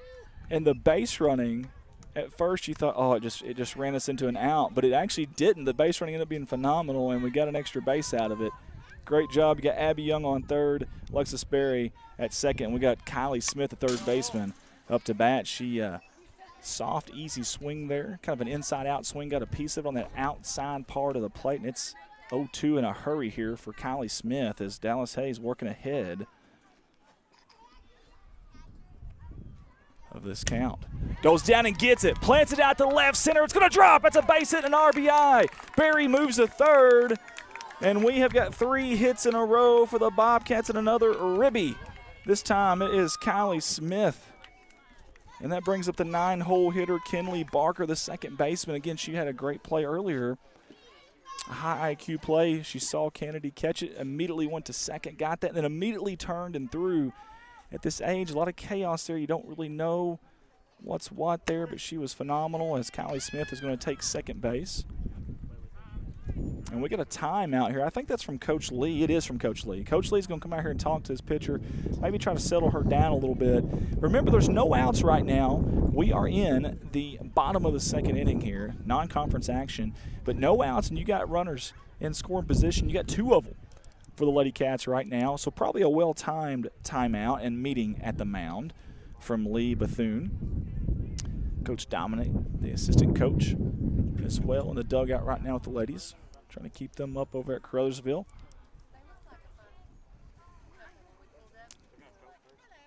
I'll tell you, we talked about Molly James having a really good arm at catcher. Well, I've watched Katie Bethune behind the plate, just on the warm-ups. Obviously, we hadn't seen her throw down yet against one of the runners in live action, but on the warm-ups, man, she's got an arm. So both catchers today, you better be careful. Don't get caught sleeping out there on the base paths because you will get thrown out by these two. It's an 0-2 count here on Kinley Barker. Kinley goes up high to try to get it. She swung through it and missed. That's a strikeout as Dallas Hayes battles back. And how about the timeout there from Coach Lee? Settle down his pitcher as Jolie Kennedy come up. She is the leadoff hitter. She struck out this first inning, but this time gets it out to right field. That's trouble, I think. It's going to drop. I believe it is. It does. Here comes the Bobcats with another run coming across home plate, and they advance to third, and the runner's coming home, sliding head first. Nobody was paying attention to Kylie Smith, and you tack on 2 for the Bobcats.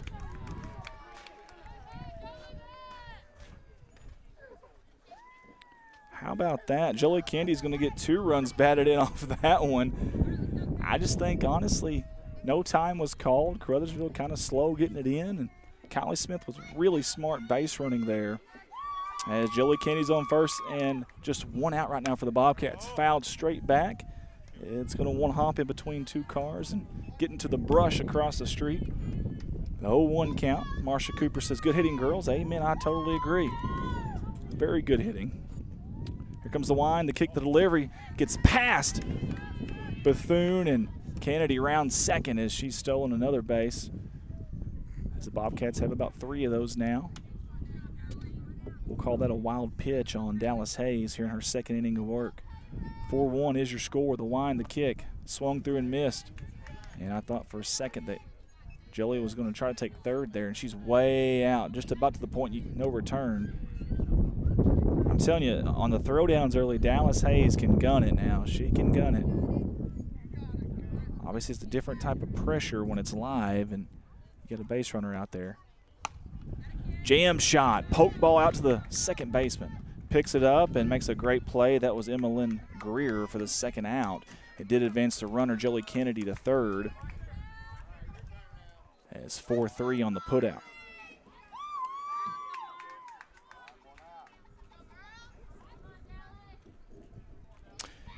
That's going to bring up Marley Sissel. Oh, hard hit out to center field. That's going to bring in a run. A hard hitting, a loud boom of a single from Sissel. And she flied out to the shortstop her first time up, and it's a lick ambush the first pitch, and it's 5-1 Lady Cats. Another inside pitch. I tell you what, a lot of jam shots today from these pitchers, getting inside on the inner part of these hitters. Molly James, second at bat, she struck out swinging in the first inning. Outside pitch from Dallas Hayes. Corning battling back after being down 1-0 at the end of 1 to Did a great job defensively in that second inning. Right past the first baseman down the line. That's going to be at least a single, maybe a double. She's going to try for 2 and standing up with a double. And Marley thought about, oh, now she's a little bit too far off. Pitcher tries to run her down. A little breaking of the ankles there from Marley Sissel, back and forth, Allen Iverson style. And I think Coach Curley is saying, oh, we got lucky there. Sissel got, a good 7 to 8 foot off of the base and was still leaning the other way when Dallas Hayes got that. Hey, credit Dallas Hayes, the pitcher, for keeping her on third at least. Thought she might have had a play on her. But Sissel doing her best Allen Iverson impersonation out there. And all of a sudden, and we got a dead ball. It's going to be a hit by pitch. I was just going to say, of the last 7 batters, 7 now, of the last 9 batters, 8 have reached. As it's 6-1, I got a fixture score there, sorry. And Abby Young comes up. She had a single in the first inning. As Gina Jones is tuned in with us, we appreciate that. I'll get to the YouTube comments here in just a second. Hard hit, high fly ball at the right center field. The center fielder's trying to track it down. Almost ran into the right fielder. That's going to drop. That's going to score 2 at least, maybe 3. And it's going to be a double for Abby Young.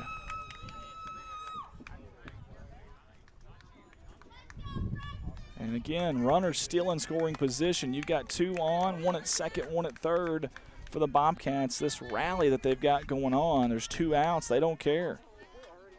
The last 4 with 2 outs have came up and got on.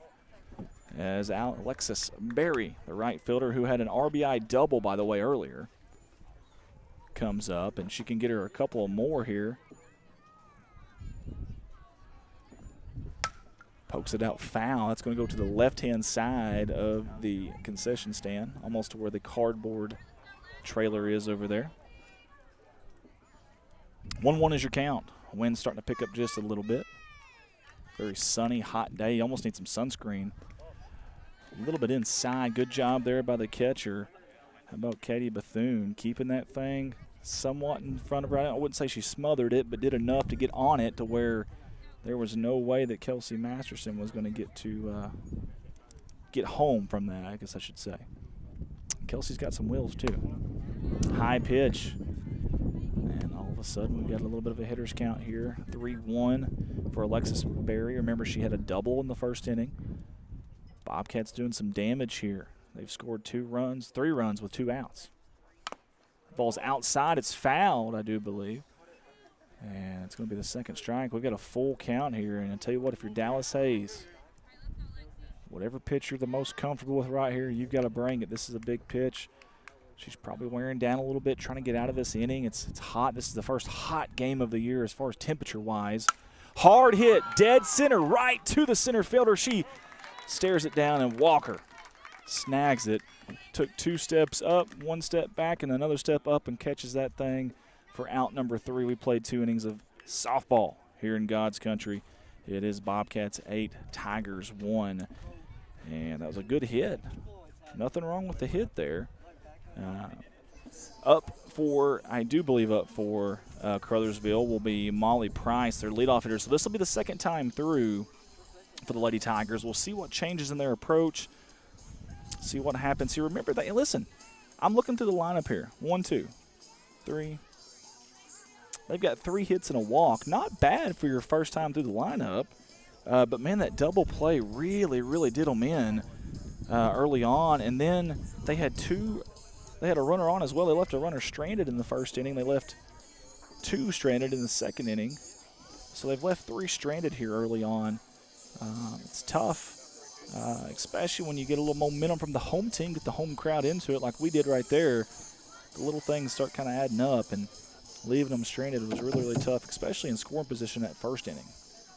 They had 2. I mean, they couldn't even get the bat on the ball there at the end of the first. It was strikeout, and then a weak dribbler back to Kaylin Long. And we'll see what's in store here for the second time around for these Caruthersville Lady Tigers out of the state of Missouri. Speaking of Missouri, if you're into March Madness tonight, okay. Not sure why our SD card is, or GoPro is saying that. We don't really care if it is or not. We're not trying to record off the SD or off the. I don't even know how to get that off there.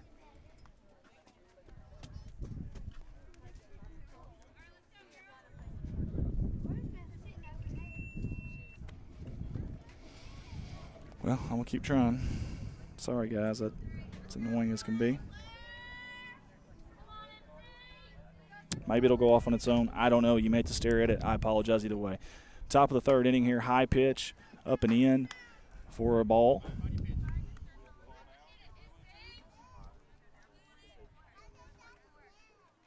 Marsha Cooper said, awesome inning, Lady Cats. Yeah, absolutely.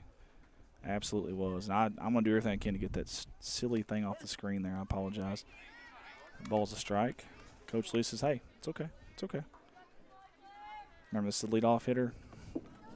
This is Molly Price, the shortstop also for these. There it goes. For Caruthersville. High and outside with that next pitch. 2-1 is your count.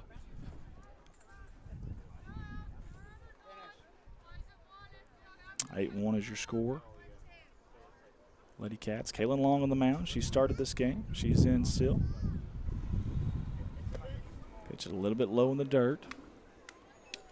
Hitters count here for the leadoff. Remember, she had a double in that first inning. Right down the third base line. I mean, ambushed a pitch. Got out in front of it. 3-1 count. Long. Sets, kicks, delivers high. And I believe that's ball 4. No, they're going to say 3. 3-2 now is our full count. Here's Long.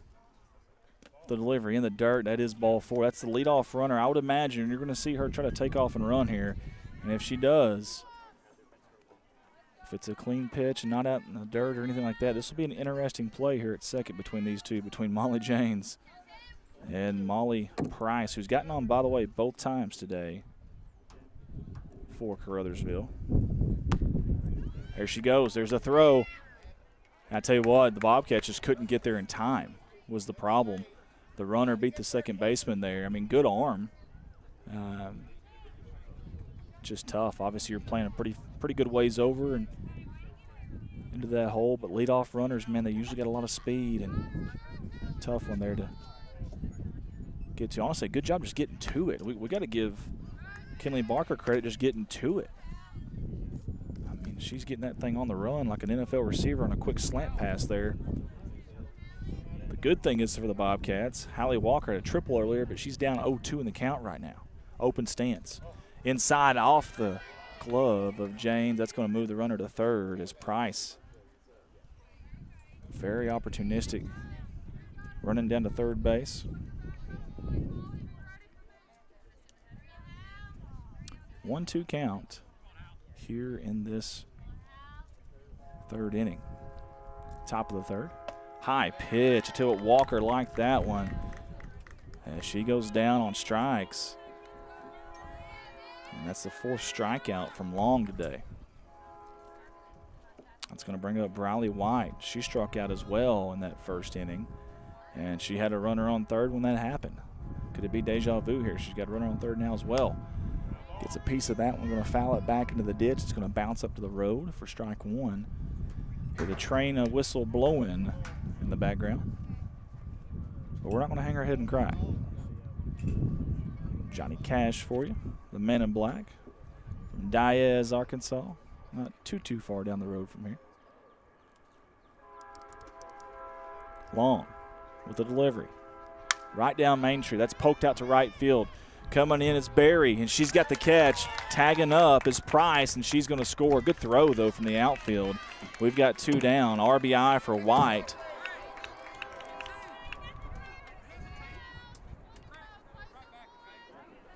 So run batted in for Briley White. Makes it 8-2. Good job by Barry there. I'm going to tell you something, making the catch and then a heck of a throw, and I didn't get her. Maybe somebody else on the team she would have. I mean, that's the leadoff runner, their leadoff hitter. She's got some wheels, this Price. I like what I see from the outfielders so far. We've seen left fielder Sissel earlier Had a ball that could have been a triple right off the very beginning from Price that she kept a double. That ball's fouled out straight behind us there. It's going to bounce into a golf cart and through it into the forest, we could call it, across the road. If you've been in Corning, you know what I'm talking about there. 1-1 count on Katie Bethune, the catcher, and also the cleanup hitter for the Lady Tigers. Even stance. Leaves the bat on the shoulder. Now she picks it up. High pitch. Gives a look to Coach Lee over there. And Coach Curley gives the call in to Molly James. She flashes it there to Long and a hard hit. Whatever that pitch was, let's don't do that one again. Holy smokes. That ball was lasered. That ball ended up almost at the fence. It bounced off the interior of the fence by our home dugout on third base, and it ended up almost at the outfield fence in left field. That's how hard that ball was hit. We got deuces wild here in Corning. 2 balls, 2 strikes, 2 outs. 2 runs for Caruthersville, but they're looking for more. Long with the pitch in the dirt, and we've got a full count yet again. In between innings here, I'll get to the YouTube comments. Apologize, I haven't got to those yet.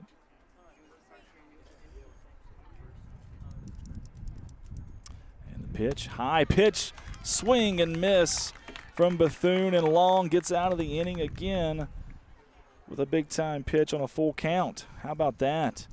She struck out the 4-hole hitter twice now in this game with 2 big pitches, and the Bobcats rocking and rolling right now. Let me get to YouTube here and see if I can find some comments. I apologize if I missed you.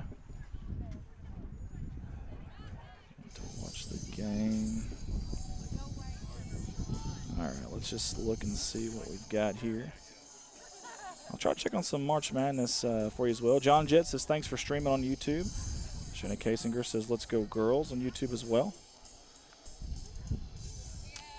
All right, let's see if we can get some score updates here for you guys. As we're getting ready to start this bottom of the 3rd inning, it'll be Kylie Smith up. She's got an RBI single already. How about Villanova and Utah State right now, the 8-9 matchup in the West. Villanova 73, Utah State 71, 3:54 to go in that one. Tennessee taking care of business against Miami, Ohio, 8:31 to go in the second. A lot of people were trendy about that one with Miami, Ohio. They thought if they could get past that first 4 that they'd have a chance of beating Tennessee. If you haven't watched Tennessee play, though, their style of play, man, it's tough for a team like that. When you control the boards and you're not going to shoot it 55% from downtown every game in March Madness, it isn't going to happen. And when you take as many outside shots as they do, you better be able to rebound, and Tennessee can. 64-47 for Gillespie and company there over Miami, Ohio right now. Heck of a regular season for them, though. Kentucky won the thriller in overtime earlier against Santa Clara. Virginia holds off Wright State. A lot closer than the final score, 82-73, but that game was really close late. Iowa State might have lost one of their best players, Joshua Jeffries, I should say. Went down early in that Tennessee State game. They do win big, 108-74. They got Kentucky next, if I'm not mistaken. And Alabama puts up 90. We kind of thought they would against Hofstra, 4-13 there. Really good game right now between Utah State and Villanova. The first pitch to Kylie Smith is in the dirt, and I believe that's Dallas Hayes coming on for her 3rd inning of work. As Kylie Smith, again, had the RBI single her first time up. This is her 2nd time up, the 8-hole hitter, number 8 on the jersey. And on the program, the 3rd baseman watches this next pitch, the 2nd pitch, go inside in the dirt. Good scoop from Katie Bethune. 2-0 count. The pitch up and in. Shayna, if you're still watching, if you can hear this, tell Desi that I got to pick up the live view from her tonight before I get back home. If you can help me remember that. Hard hit out to the outfield into the right center gap there. Good job by Kylie Smith. Another single for her. And I tell you something I've noticed is Hallie Walker is a very good center fielder. She covered a lot of ground there, and she attacked that ground ball coming forward with it and came up ready to throw. If you're going to put them in the gap, against this girl at center, don't assume you're going to have a double because she's going to get to it quick. We talked about the leadoff runner, Price. She's at shortstop for Caruthersville. She's got some wheels. Well, so does that center fielder out there, Hallie Walker. In fact, early on, she had a triple to drive in their first run. Well, yeah, they got 2 runs now. Oh, Callie Smith. Oh, she was kind of in between, then hesitated as she got the second. She was waiting for the throw to come in. The first baseman was looking for the tag, never looked around, never turned her body. It's going to be a stolen base in the most awkward way you could get one, but you still put it down in the box score as a stolen base. If you're watching on a Game Changer, you're thinking, hey, great job, Callie, you stole a base. If you're watching here, you're like, oh, my God. We got very fortunate there. Either way, it's a stolen base, and we'll take it. There's no style points. Good job, Callie Smith, being aggressive. I think Coach Curley would rather be a little less aggressive on that one, but good job. A hard hit shot down the left field line. That ball had a motor on it as it gets out across the highway. Man, if she could have waited on that one a little bit longer. I'm not saying that's a home run of the fence, but that's either a one-hopper off the fence or it's hitting the fence, one of the two. Either way, it's just strike 2 right now. Those loud shots that go foul, it's always great, but just a long strike. Just a loud strike is all it is. 2-2 count now. Runner at second for Kinley Barker. She struck out her first time up. The open stance. Hard hit out to left center. That's going to drop. Callie Smith kind of waited a second there. Now she's going to go. The left fielder bobbles it. Barker's going to end up at second, standing up with an RBI double.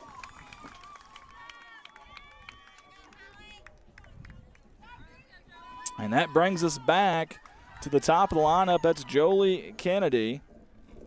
And Jolie had a 2-run single her last time up. Fouls it straight back up against the fence for strike 1. Outside pitch, she kind of went down with it. And Bobcats rocking and rolling right now. 9-2 is your score. That pitch just about got away from Dallas Hayes. Good job by Katie Bethune. Popping up quick and getting to that softball.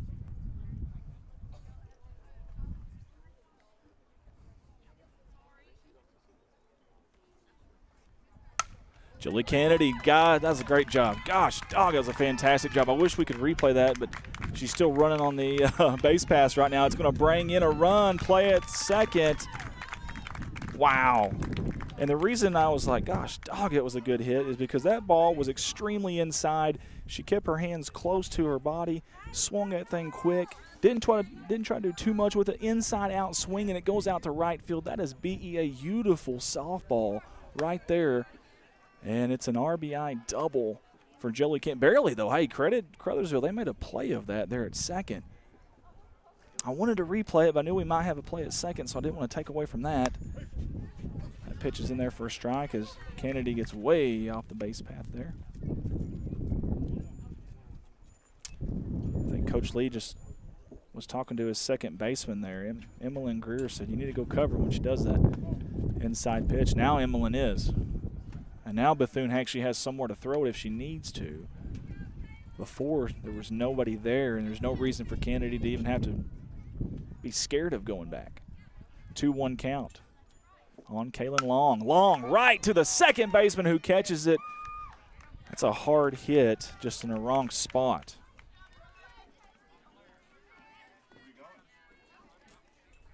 So she lines out to second baseman Greer. Greer was looking for the double. Kennedy did a good job of getting back.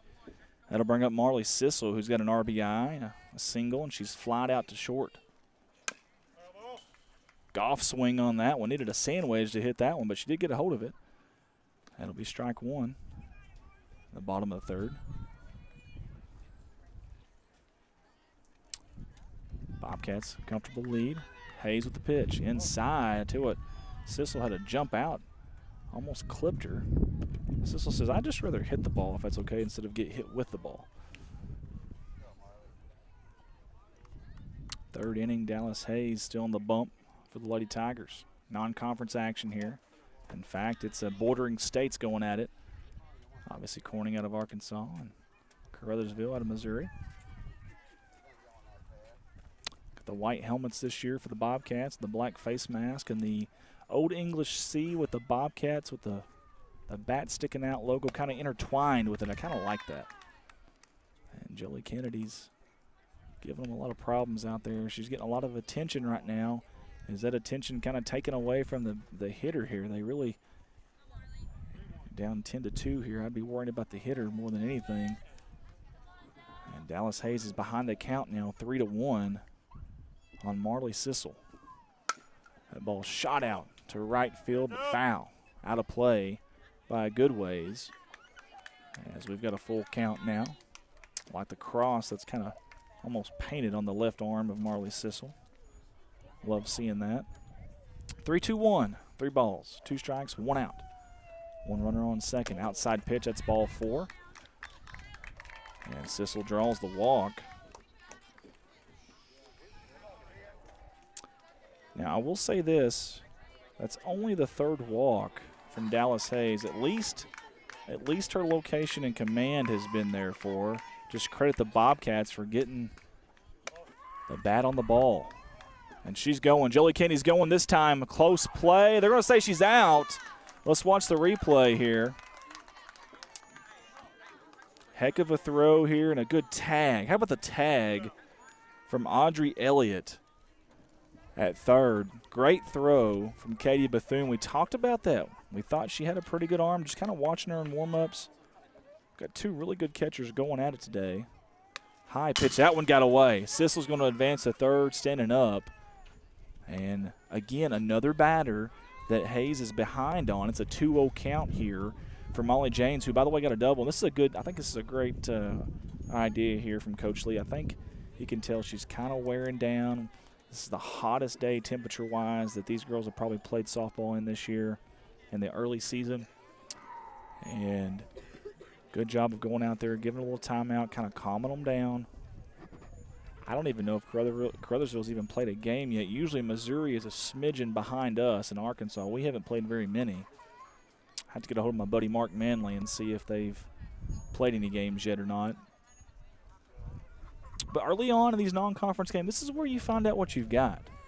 You know, maybe in a district tournament game in Missouri, you're not leaving her in right here, or even to this point. Maybe you've already taken her out by now. But early on in the season, figure out what you got. See how they do and respond to different situations. Outside pitch, sending it way out to left center field, but look at that. There she is again. That's Price. Man, she does so well out there at center field. If you hit it anywhere near her, that ball is going to be caught. Heck of a play there. That ends our 3rd inning. We played 3 innings of softball here in God's country. It's Corning 10, Caruthersville 2. Guys, I'm going to send it out to our sponsor video. We'll be back in about, we'll call it 60 seconds. Listen, 13 locations to serve you. Matt works there at Kennett, but have 13 of them throughout Arkansas and Missouri. They're your local Case IH dealer. Get a hold of Matt and the fine folks there at Kennett at 573-888-4644. They want to wish the Bobcats the best of luck on the season. Hey, you can't have Corning Bobcat Athletics without the Pride Booster Club. We appreciate all they do, and they want to say thank you and appreciate to all the gold sponsors. They want to use this ad for that, so we're going to name them off. Woolard Flying, Red Taylor Ford, Twin H Farms, Jalen Farms, Woolard Farms, Civil Engineering, Bauer Farms, Carter Cox, K-Ron Farms, Cape Pharmacy, Dow Woolard Construction, Clay County Electric, Farm Bureau, Midwest Auto, Nutrient Ag Solution, Nota Bills, Golden Fry and Spices, Riverbank, State Farm, Francis Fish Farm, and Watson Oil. Those are your gold sponsors for the Pride Booster Club 2025 season. Hey, I'm not here doing these live streams. I'm at a full-time gig, and that job is Baldwin Chevrolet out of Poplar Bluff, Missouri. Mark of Excellence Award winner, and I'd love the opportunity to earn your business. I've got 3 lots full of new and pre-owned inventory, and the majority of those vehicles are backed by a warranty at no charge to you. You can reach me, 501-413-9715, or you can shop online at baldwinautomotivegroup.com. And my little 6-year-old girl, Smalls, would like to end this by saying, please buy Rico from my dad.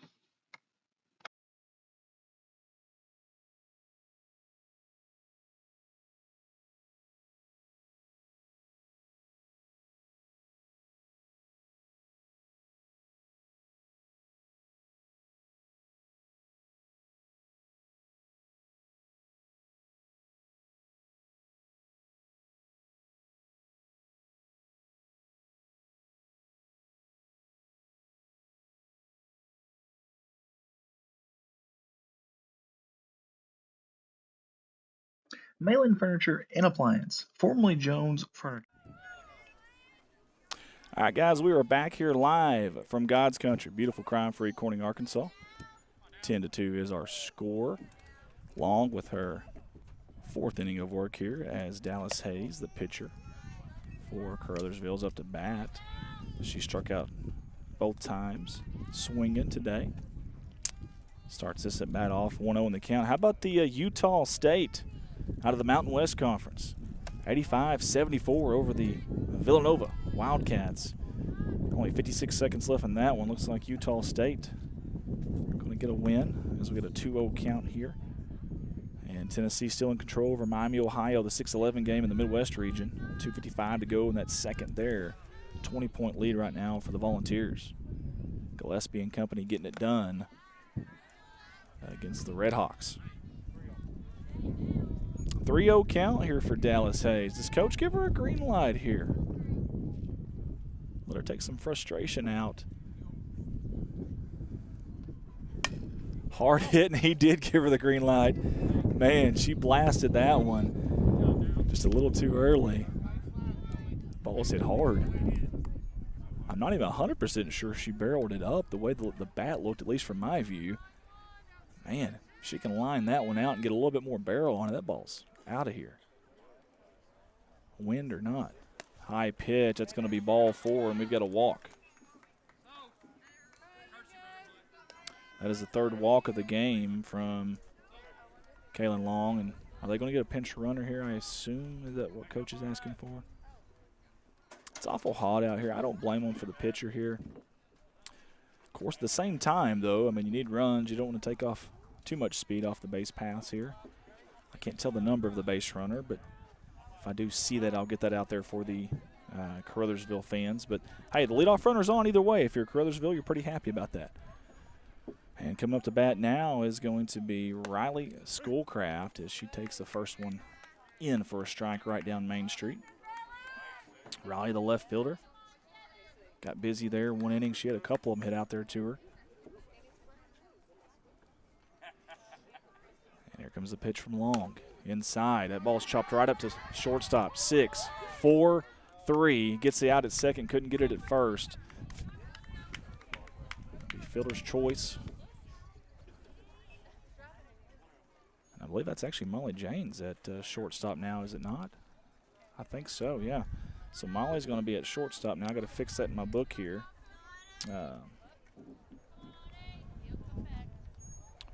So the ground out is the first out here in this fourth inning. And I'm trying to see, is that Kylie Smith? I think Kylie Smith's catching now. So now I got to figure out, I guess Jolie would have moved to third, I'm assuming on that. Fix my lineup here. I apologize, guys. 1-0 count. That ball's in, up and in, we shall call it, and swung through and missed from Riley Schoolcraft. Good pitch by Long. Valerie Marie Smith. This is Caruthersville first game. Thank you, Valerie. Thank you for tuning in with us. We appreciate that, and thank you for the comment and looking out for us. So, obviously, Caruthersville, first game of the year. You never know what you got. When you're a coach, I imagine that's when you're the most nervous, if I had to guess, because you don't have a clue the work you put in. And sometimes, you know, with basketball, you're not getting a lot of practice in just in general. So you really don't know what you got then. So the ball's high, pops out of the glove, and there goes the runner. And that's going to be, I did see a jersey number that time. That's a Riley Schoolcraft. Actually, yes, because she wasn't the pinch runner. She got on the fielder's choice. So Schoolcraft is going to steal second. Good throw down. Nothing wrong with the throw there. Good throw. 3-1 count here on the hitter, Audrey Elliott. She walked the first time up. Third baseman watches strike 2. Kaylin Long has done a phenomenal job today of battling back, getting down in counts, battling back, getting runners on with no outs, battling back. She's a competitor. High pitch this time, though. She's going to walk. That'll be the second walk of the inning.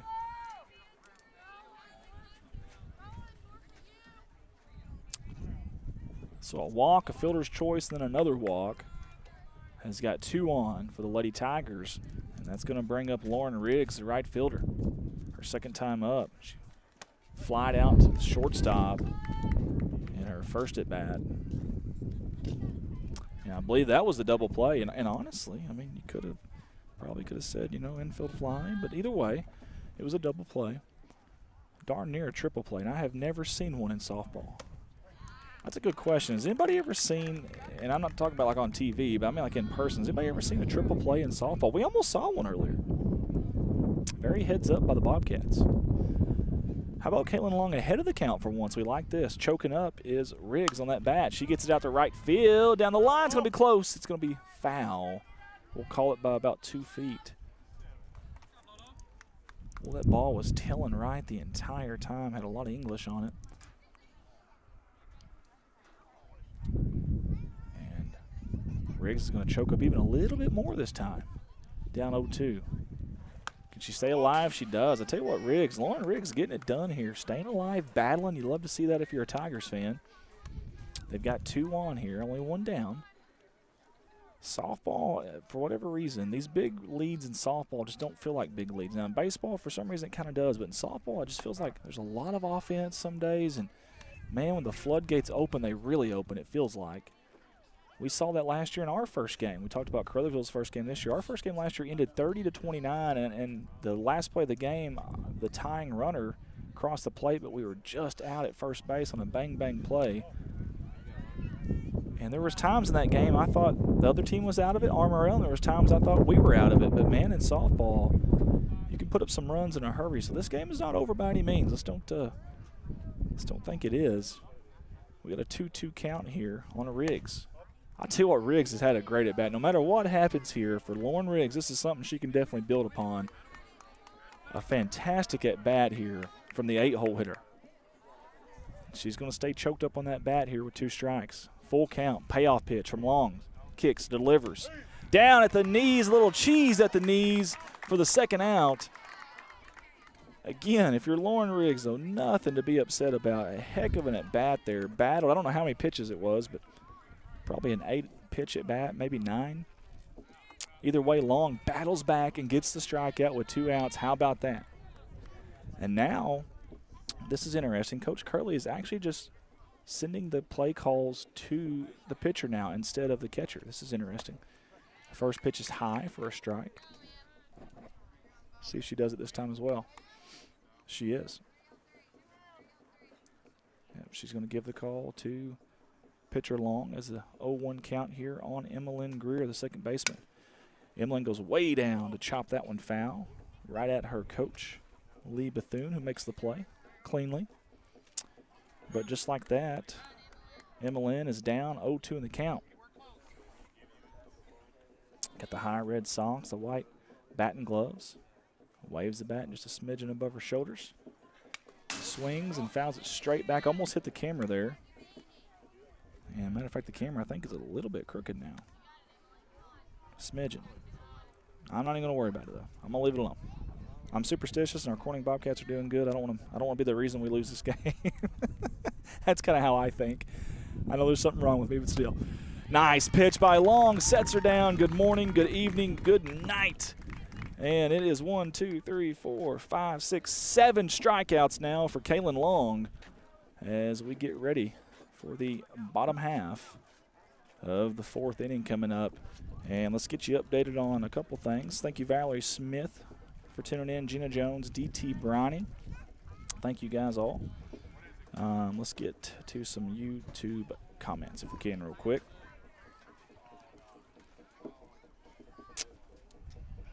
Okay. Shayna Kasinger says, will do. Shayna says she has everything in your bag. Okay. Shayna, if you'll let her, if you'll tell her just leave it on the front porch. I'm going to stop by and get it after tonight's games if I can. I thought about live streaming some of Ty. Ty's made the varsity team over at Buffalo as a freshman, as a 14-year-old freshman too. So I'm proud of him. But I was going to be going to a tournament game tomorrow there. They had 2 of them at Buffalo. And then I was going to go to a father-daughter dance, but I could not get anybody here to get this one in, so I had to fill that gap and leave work early, and quite a bit early to where I don't think I'm going to be able to get off tomorrow, unfortunately. I hate it, but I've got something going on over here with the umpire.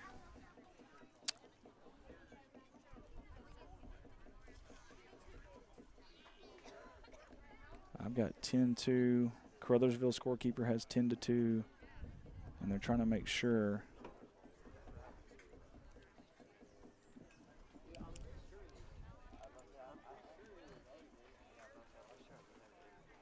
One, two, four.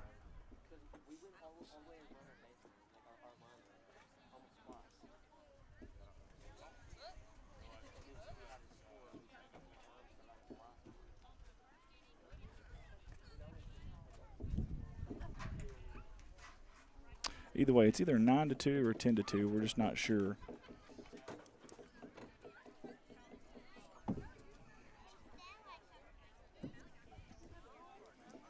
We're trying to verify the score here, I think is what we're trying to do, is my understanding.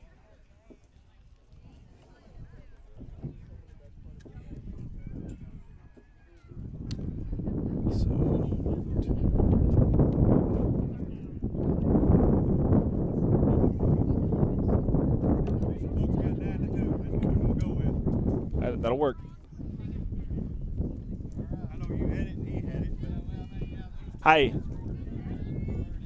I'm used to being wrong, so it's okay. It won't hurt my feelings. I am too. You know we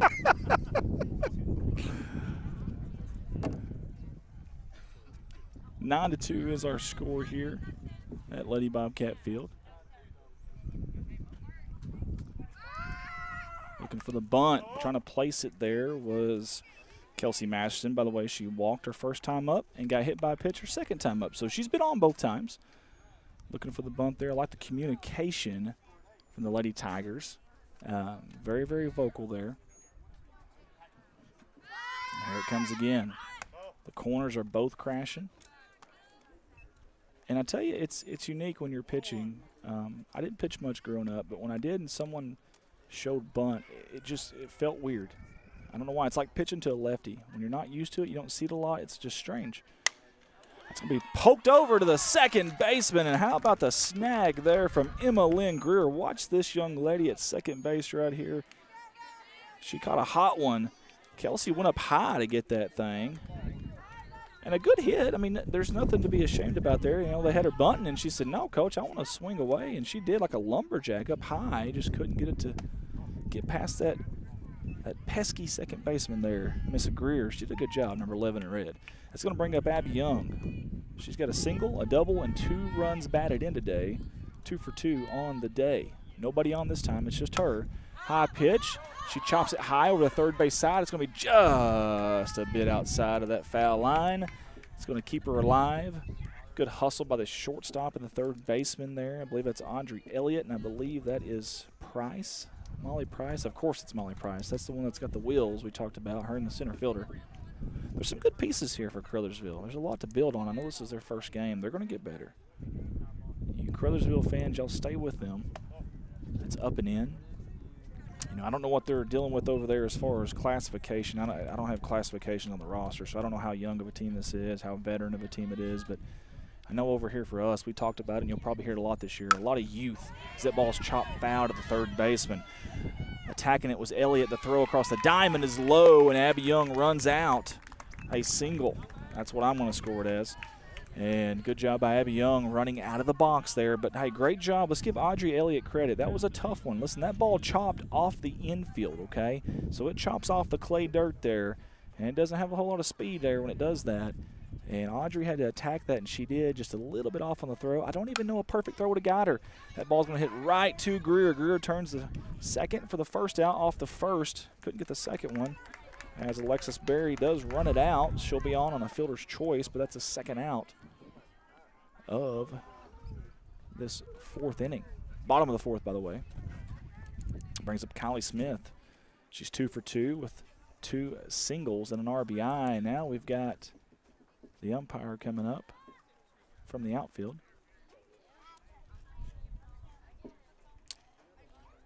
Now, are they going to say that the runner did not get out of the way of the throw?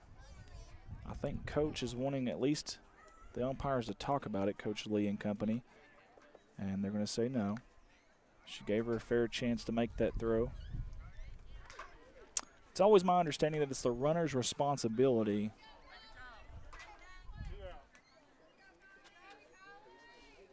to make an attempt. Obviously, if you're sliding the base, it's irrelevant, but that wasn't the case there. That ball was outside, hit off the end of the bat, popped up right back to Dallas Hayes for the third out here in the fourth inning. We played 4 innings of softball, and it is Corning 9, Caruthersville 2. As we head into the fifth inning, DT Bronny's tuned in with us. We appreciate you, DT. Gina Jones as well. Valerie Smith, thank you all for tuning in with us. Share that feed if you don't mind. We'd appreciate that. I'm going to slide out of that for a second. We're going to catch back up on some March Madness, see if a couple of those games that we talked about earlier are over yet. Okay. Let's see if we can find it here. Thank you all for tuning in. Andy Earls in the headsets tonight. Kentucky beat Santa Clara in overtime. We talked about that one earlier. Texas Tech down their best player, JT Toppin, possibly their second best player. I don't know if he played today, Christian Anderson, or not. But 91-71 over Akron. That was a very trendy pick. Akron out of that same conference as Miami, Ohio was in. Matter of fact, won that tournament. Couldn't get it done today, though. Credit Texas Tech. Really well-coached team. Arizona, no problems with Long Island, 92-58, the 116 matchup. Virginia, the 3 seed over 14 seed Wright State. But that was a close game late. That was a close game late. Iowa State with a big win, the 2-15 game. But Iowa State, Joshua Jeffries, 1 out in that game, and we hope he's okay. That's a big, big loss. That's in the Midwest region, which means 2-15 will play the winner of 7-10. The winner of 7-10 was Kentucky. And without Jeffries, that may be a tall task. Iowa State, very good team, though. Extremely good team. But you're losing about 17 points a game in production there if he does not come back. Alabama and Hofstra, the 4-13. Hofstra was another trendy pick there. And Alabama said, not so fast, my friend. They put up 90. That's what that offense does at Alabama. They are fast-paced. And how about the boys out of the Mountain West Conference, the 9 seed Utah State? Getting it done over Villanova. 86-76 out of the Big East. They're bounced. 2 more Big East teams to play, I believe. That's UConn and St. John's later. And the SEC, man, they are on a roll right now. What is that, 8-1 now? Is that right? Kentucky won today. Alabama won today. Tennessee won today. The only loss was Georgia. Now, that was a bad loss. St. Louis put a beating on them. But later tonight, we got Iowa and Clemson. That'll be an intriguing game to me. Northern Iowa, the slowest pace in college basketball versus St. John's. Patino and company there kind of upset about the seeding. We'll see if they take it out on Northern Iowa. UCF and UCLA, intriguing game. UCLA's got some players that may not play tonight. That's a 10-7 game. Queens, not New York, but North Carolina versus Purdue.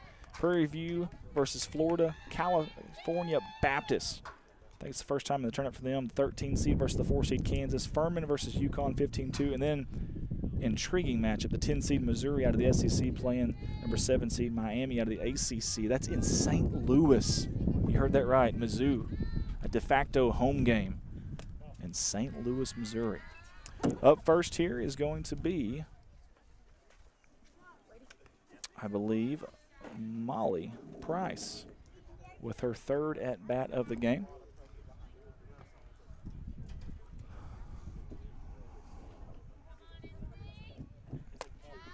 Molly's got a double and a walk. She's been on both times today. Obviously just 1 official at bat, so 1 for 1 with a walk. Kaylin Long has been on it today. 7 strikeouts today to only 4 walks. What I like is just take the numbers out of it. I like the moxie from her, the battle. When she's in a tough spot, man, she finds a way. As Heather Price tunes in with us as well. Appreciate you guys. Eli Mason's also on with us. Thank you guys for tuning in. 2-1 count. Pitch right down Main Street for strike. And Molly Price has got a 2-2 count. The shortstop leadoff hitter. 1 for 1 today with a double and a walk. Chokes up on the bat just a smidgen with these 2 strikes on her. High pitch. Good eye there for that young lady. As Kaylin Long is going to battle another full count. Somehow when she gets to this point, she bears down and she brings it every time. Comes the payoff pitch, the wind, the kick, the delivery. High pop fly right to the pitcher. Long couldn't make the play there, and that's going to be, we're going to call it a reaching on an error.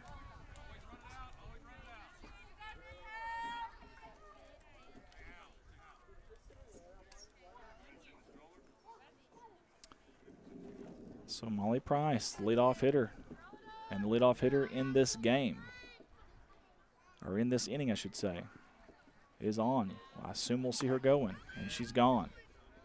No throw down. She's still second. Now up's Hallie Walker. She had a triple in the first inning, struck out swinging her last at bat. Center fielder with a lot of speed. Well, a lot of speed in these 1-2 holes here. That ball's hit way out to center field. Masterson backs up. She's got a track on it, and she catches it for the first out. Tell you, this outfield today of Corning has looked awful good. Really, really good. If you give grades to the different levels of defense today, I tell you the outfield, I'd give them an A right now. I know left field, I know Sissel had a little bit of a bobble down there. I don't think it really cost them a whole lot, though. But altogether, she played a couple of balls out in left really, really cleanly, and that's not what you want to see there. Kind of a tough throw back to the pitcher. Couldn't get it there, couldn't get the scoop on it. That ball gets away, and it's just a free base for someone like Molly Price. She's going to take advantage of that stuff. She's like a shark that smells blood in the water. She's got some wheels. Any advantage she has to where she thinks she can go, she's going to go.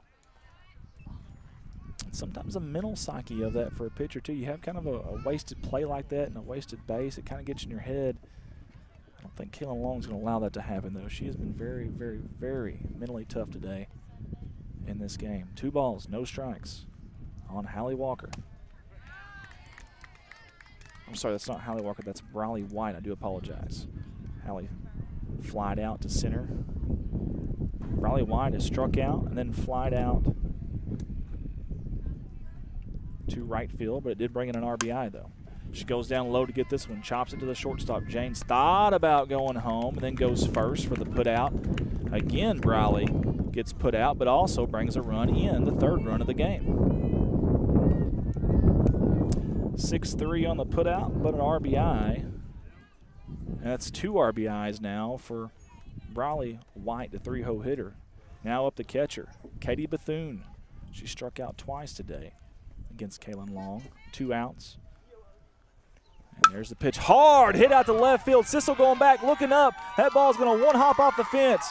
She almost didn't touch first base. She does. It's going to be a stand-up double and an absolutely loud, thunderous pop of a double for Katie Bethune.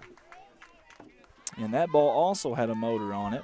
Loud echo. I think it echoed off the daggum rice dryers over there at Riceland.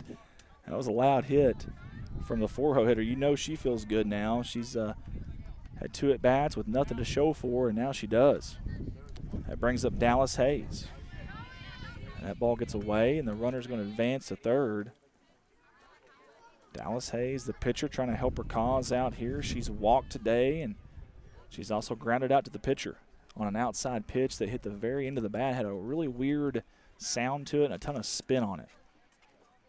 1-0 count to her. High pitch swung through and missed. Good delivery from Long.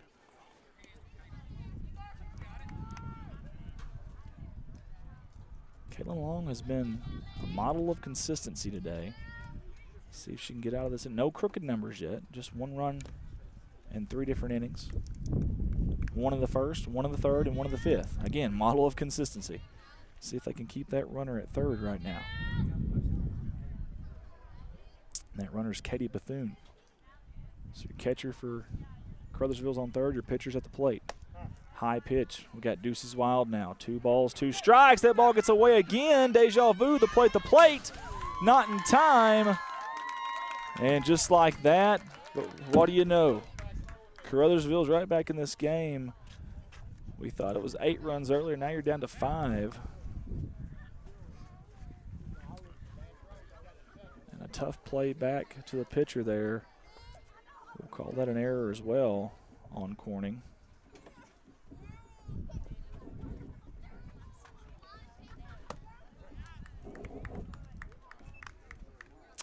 So 2 errors today for the Lady Bobcats, but a strikeout there and a big spot against Dallas Hayes.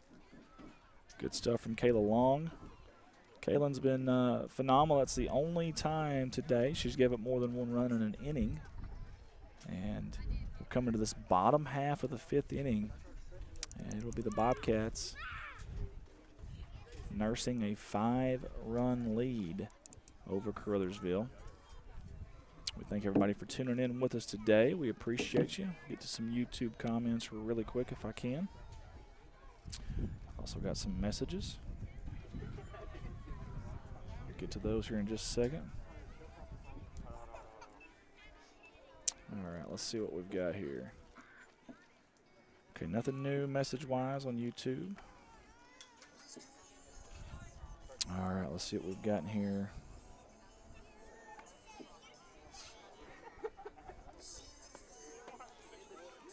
Got a customer that's at the dealership right now. Message them real quick.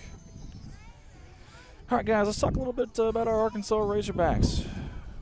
Playing tomorrow night. Got the late game. How about that? Got the late game tomorrow night. Saturday, March 21st. We'll play High Point. Panthers come in 31-4, I think, or 32-4, not sure. Unbelievable season for them. They had a big time victory over Wisconsin, the Badges. And I tell you what, they made it interesting there at the end, and a heck of a game. We play them tomorrow night at 8:45 p.m. the late game, and it probably won't start at 8:45. I'm just going to tell you right now. Hard hit out to right field, but right to Lauren Riggs. Kinley Barker, she smoked that one, but that's twice that's happened today to Bobcats. They've smoked one. I think it was Kelsey Masterson hit one right to the second baseman earlier. Twice that's happened to them, and good hits, just to the wrong spot. That's going to bring up the leadoff hitter. That is Jolie Kennedy. She is 2 for 3 with a double, a single, a strikeout, and 3 RBIs. The ball's chopped up right to the shortstop. She collects it, throws it across the diamond, a little low, misses, and Kennedy's going to take advantage of that. She's going to be at second now. We'll give her a single and then a throwing error, and she advances to second base. Now you've got the pitcher with another opportunity to help herself out here. Kaylin Long right through the 5-hole of the third baseman, Elliott. And that's going to bring in a run, no play at the plate, and a double for Kaylin Long and an RBI with it. And I know a lot of people might get an error there for Caruthersville. I don't, man. This is their first game of the year, and that's the hot corner for a reason. And, man, sun's right in your face. Ball's hit 100 mile-an-hours right underneath your legs there. Another chopper to third base. This time Elliott picks it up, throws it across the diamond. Couldn't get the very fast-running Marley Sissel, who gets on with a single. And now you've got runners at the corners for the Bobcats. Only one out. It's going to bring up Molly Janes. Molly is 1 for 3 with a double. She flied out to the center fielder earlier. It was a good shot. Struck out in the first. But also had a double. As Sissel. No contest there. She's going to take second. Well, that wind blows today, and when it gets the gust up, it is a humming. It's blowing in, though. Kind of from right field to home plate, you could kind of call it. High pitch, chopped to the second baseman. Collecting that one was Greer, the throw over, and 4-3 is your put out. However, there is a runner that comes across the plate for the Bobcats, 10-4. So an RBI there for Molly Janes.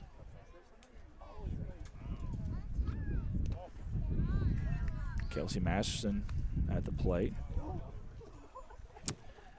2 of her at-bats don't really count for at-bats, a walk and a hit by pitch. She flew out, or I guess lined out to the second baseman earlier, to Greer. She showed bunt twice and then hit a rocket right to Greer, but Greer caught it. So technically 0 for 1 today. has a 1-1 count here from Dallas Hayes. 2 outs, and they got a runner on third to the Bobcats. In the dirt, good job by Katie Bethune. We've called her name a lot today.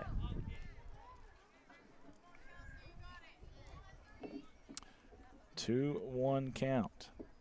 The delivery in the dirt gets by. Marley thought about it. Now she's going to get back. Good recovery there from Bethune.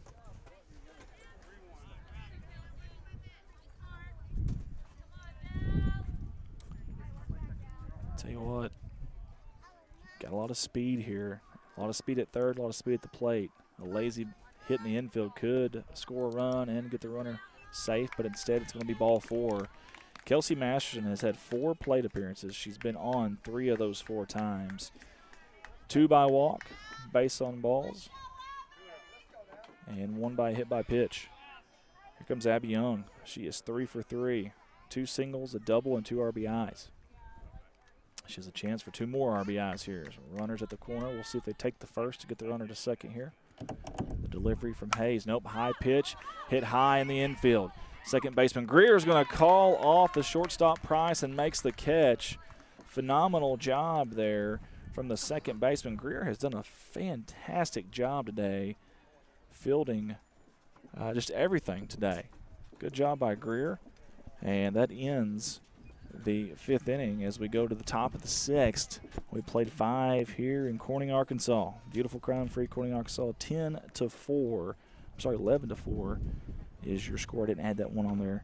I apologize. 11-4 is your score. And guys, we appreciate you tuning in with us tonight. We really, really do. Again, we're promising. We say it every year, but baseball and softball season, we just the best we can do is promise every home game. We do that for basketball too. Promise every home game, and if we can get away games in, we will do it. We just can't make that promise. So that's been our motto from the very beginning, and it's my understanding the boys were on the road today. Honestly, I was our last hope here today for the softball game, and we're fortunate to get it in. We've got a great staff, and I don't know if y'all know it or not, but I've crunched some numbers. I've spent many, many nights up crunching numbers, and nobody streams more games for their respective school than us right here at CSR. So very appreciative of our staff and what they do. We've got a great staff, and we get a plethora of games in. A lot of schools, they will only get conference games in. A lot of schools will only get home games in. A lot of schools will only get senior high games in. Some schools won't even do the girls, which is really odd to me. That would never work here. You guys would crucify me if that happened, and I don't blame you. But no, and all joking aside, though, there's a lot of schools that won't do junior high, won't do 7th grade, won't do girls, won't do it unless it's a big game, just stuff like that, man. We try to get everything as much as we can in. But during basketball and baseball, softball season, with the games starting so early, we only promise the home games just in case we can't get to those games like today. All right, guys. Billy Allen tuning in, DT Bronny, Valerie Smith, Marsha Clark Cooper. Thank you guys for tuning in with us. Let us know where you're tuning in from, who you're cheering for, and share that feed for us if you don't mind. Up first, I do believe, is going to be Riley Schoolcraft. She has a single and had a fielder's choice, so she did reach, but by fielder's choice her last time. Swings through the outside pitch from Kaylin Long. If the pattern continues, Kaylin will get out of this inning with unscathed without giving up a run. It's been every other inning that she's given up a run, and every other inning that she has blanked the Caruthersville Lady Tigers with a goose egg on that scoreboard.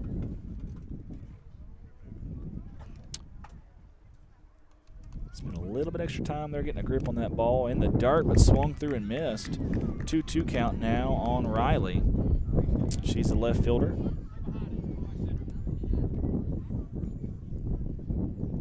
For the Lady Tigers. The pitch low, but it's chopped down the third base line. Just foul. And now we've got another change. Kylie Smith is now at third base, I believe. And I believe at catcher is Molly James. I assume Jolie's back at short. I'm just assuming. It's so hard to see out here. We've got a time there at third base. It looks like Kylie might have jammed a finger. Something happened there. Maybe something with the wrist.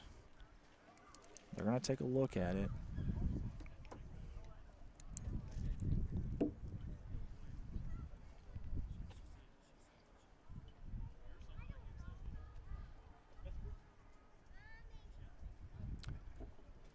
Bobcats do have a few bench players that they could bring in.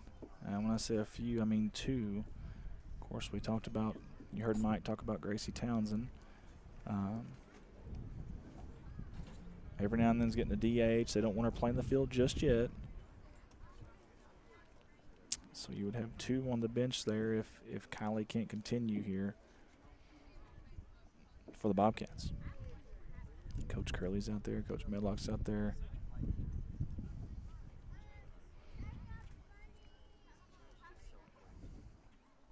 And it looks like Kylie Smith's going to come off the field for a second. We'll see who comes in for her. I think that's Edwards coming in for her, if I'm not mistaken. It is. So Edwards will be your third baseman now for the Lady Bobcats. And I don't know why this is, but the sports gods, whether it's football, basketball, baseball, you're sitting on that bench, you're kind of tight, you're not loose yet, and you get thrown in the middle of a pretty competitive game, and all of a sudden that ball finds you. I don't know why that works that way, but don't be surprised if Edwards gets a ground ball hit to her here pretty soon. It's weird, but we see it all the time. 2-2 count.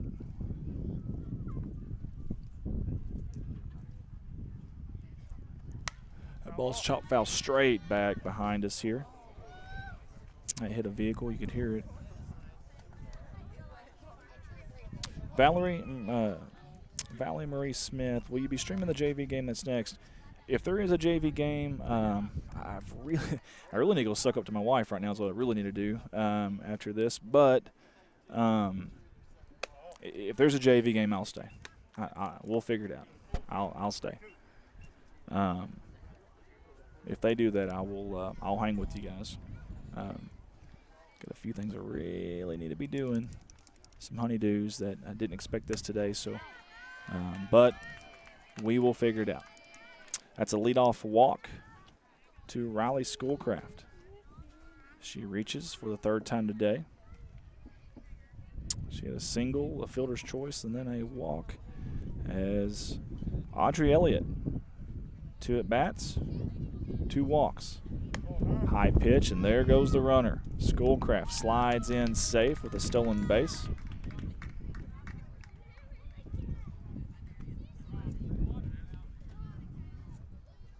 (1-0) here on Audrey Elliott, who's made some good plays at third.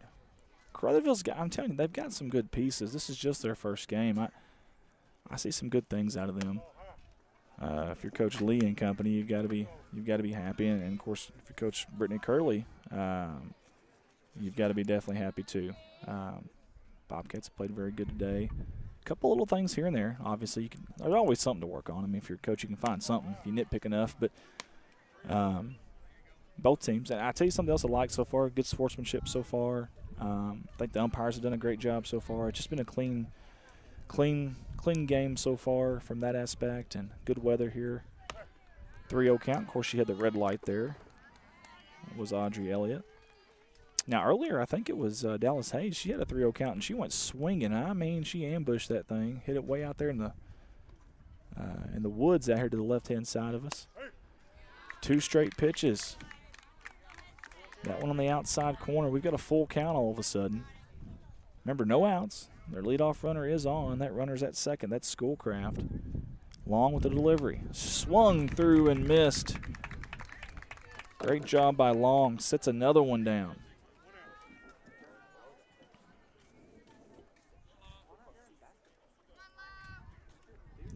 Nine strikeouts now for Long. I had to count them up there for a second. 9 strikeouts for Long today as Lauren Riggs comes up. She's got a backwards K, and she's flied out to shortstop earlier. And honestly, when she flied out, I really thought that there might be an infield fly on that, but there wasn't.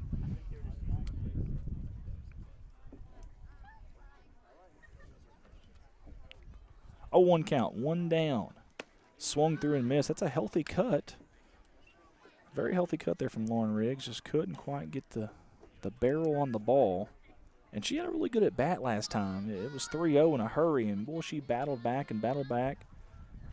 And this time does it again. Pokes that one out to left center. It's going to drop. That's probably going to score a run for Caruthersville. And it does. An RBI single there for Lauren Riggs. She's had two back-to-back at bats. I'm getting a tongue twister there. That had been phenomenal. Kudos to that young lady.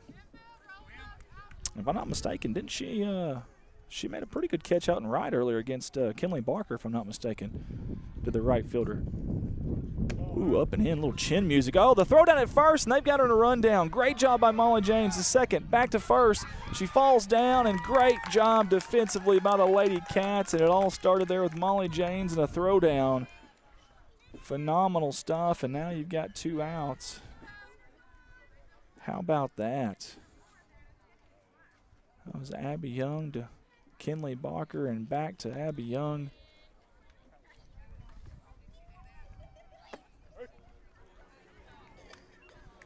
Two, 3, 4, 3 on the putout, if you got your scorecards at home. 1-1 count on the 9-hole hitter. She's 0 for 2 today. Swung through and missed for Emmeline Greer.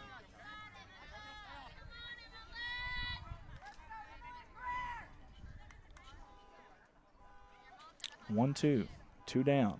Top of the 6th. That's in the dirt. Good eye there by Emmeline Greer, and she's made some good plays today too. As Emmeline, the second base. Heard her call her Emily there.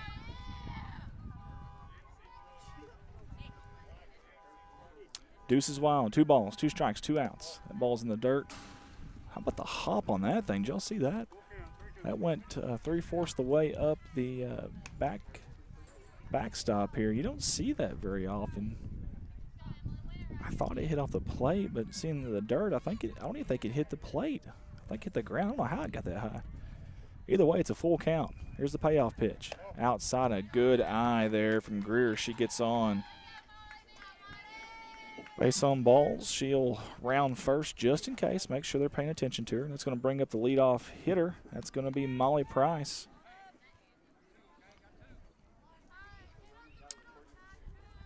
She reached on an error her last time. Has a double and a walk today. And, man, does she have some wheels. She can scoot, kick that dust up, kick the grass clippings up, whatever you want to call it. Inside pitch. She went up there hacking. Fouls that one back. I like it. She wanted to ambush that first pitch. She did. Just got under it a little bit. Usually if you foul them straight back, that means your timing is fine. It's just the trajectory of that swing. She can line that out. I keep stepping on my own cord. I don't know why I'm doing that. Second pitch in the dirt. They're going to throw down to first. You got to be careful with Molly James back there. She will get you. I promise you. If you ain't careful, she will get you. She had a few really good throwdowns today. 11-5 is our score. We're in the 6th. Oh, went 5-hole on Molly. I tell you what was fortunate there, the umpire's right leg. Umpire's right leg went all Yadier Molina and stopped that ball. And it aided Corning there for sure. If not, Greer's probably at second base right now. Here's the 2-1 count, the kick, the delivery, in the dirt again. And all of a sudden, Kaylin Long struggling, and the runner's going to go. Good job by Greer there. She watched the catcher and saw there were some issues there and took off.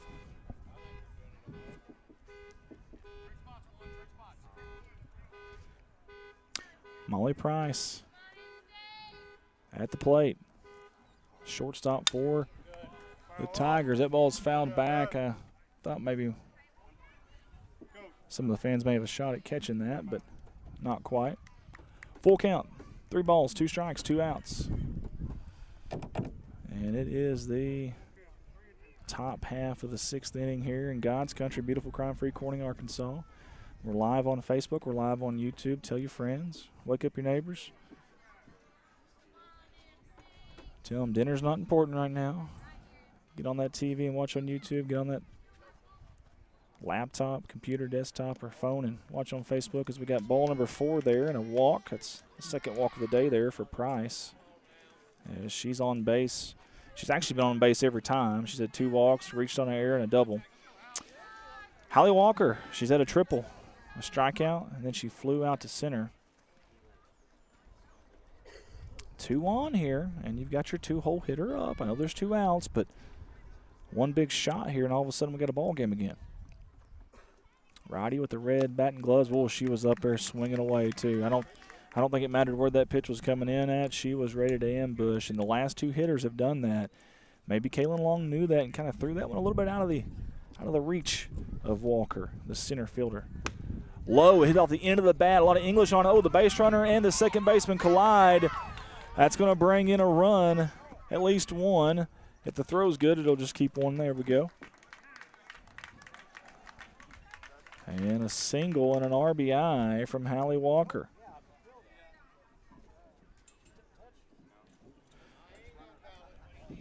As we had a little bit of a collision there, running from first to second.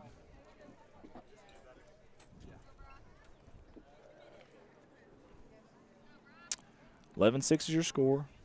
2 runners on in the corners there. It's going to bring up Briley White. By the way, White's got 2 RBIs today, the 3-hole hitter does. As the runner will advance to second, as Walker's on second base standing up. Briley is 0 for 3, but has 2 RBIs. She knows her job duty. She understands the assignment. She needs to get on base here, though, to get an RBI. That one's fouled straight back.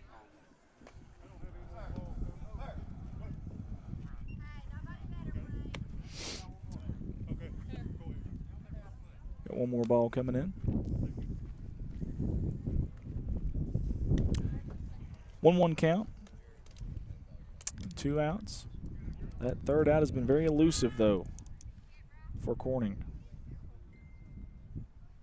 Last 4 batters have all reached. Outside pitch swung through and missed from Briley White. She's the first baseman for Caruthersville. Coach Lee says, hey, you've got this. A little encouragement there from him. Coach Curley gets the pitch call in. Here's Long with the pitch. Inside, swung through and missed. Good morning, good evening, good night, says Kaylin Long, and a big-time pitch right there when they needed it. We've talked about her battling back, battling back, battling back. She did it again. Unbelievable stuff there from that young lady. And Caruthersville starting to heat up a little bit at the plate. They have scored 5 of their 6 runs in the last 4 innings. After going 2 innings with only 1. They have not missed a beat since then. Corning scored 2 the last time up. Speaking of up, it's going to be Alexis Berry up first for the Bobcats. It'll be Berry, Smith, Barker. Now, well, no, I say that. Smith couldn't go earlier. She had something happen there with her throwing hand, either wrist, finger, something. So she had to go to the bench. Edwards came in for her. We'll see. I assume we'll see Edwards batting here on deck, and it looks like Edwards is on deck right now. So Edwards will get her first at bat today. As the 2-hole hitter in this one, and then after that will be Kinley Barker. And Callie Smith had a good day at the plate. She was 2 for 3, 2 singles and RBI, and then she had the fly out to the pitcher. Valerie Marie Smith says, perfect. I think they are only playing 3 innings. My daughter plays JV for the Tigers. Okay, very good. But she's out with an injury. Oh, man, I hate to hear that. I'm sorry to hear that, Valerie. We are wishing her nothing but the best, and hopefully she has a speedy recovery and is able to play this year. That's not fun. I've been there. I've been there on the bench and watching your teammates battle, and you can't do anything about it. That's a tough place to be, so God bless her. We are watching from home. Thanks for streaming. Well, you're very welcome. Thank you, Valerie, for tuning in. Appreciate the comments as well. Appreciate the help. Again, fortunate to get this game in. Again, nobody, though, I'm very thankful for our staff. Nobody streams more games for their school than we do in the entire state of Arkansas. So think about that, guys. There are 246 or 7 streaming companies in Arkansas. If I've got them all locked down, I think I do. And nobody, out of those 247, nobody streams more games for their represented school than we do. So big thanks to our staff. We've got the best staff in the state. Today was just a tough day for us. Pitches outside from, you guessed it, Dallas Hayes. She's been on the bump from the very beginning. And that young lady is battling through here. And I tell you what, she had the one bad inning. I mean, seriously, she had the one bad inning in the second. I think it was 8 runs came across the plate. And since then, she's been pretty darn good. Had a couple of things here or there, just like that right there. The leadoff walk, and typically speaking, the old baseball gods come back to bite you on those leadoff walks more time than not. How about Edwards coming up for the first time today? Her first pitch, she swings at it, and the third baseman does a great job. Elliott catches it going to her right, and no shame there from Edwards. She came out swinging on the first pitch. I love that. I love seeing that. I tell my son that, Ty, all the time. Go out there swinging, ambush that first pitch. Probably the best one you're going to see. And Edwards just didn't work out for her. Good job defensively there from the Tigers. Tigers will have one more opportunity after they get out of this inning to try to rally back and make something of it. They have been doing some damage at the plate here lately. They have scored 5 of their 6 runs in the last 4 innings.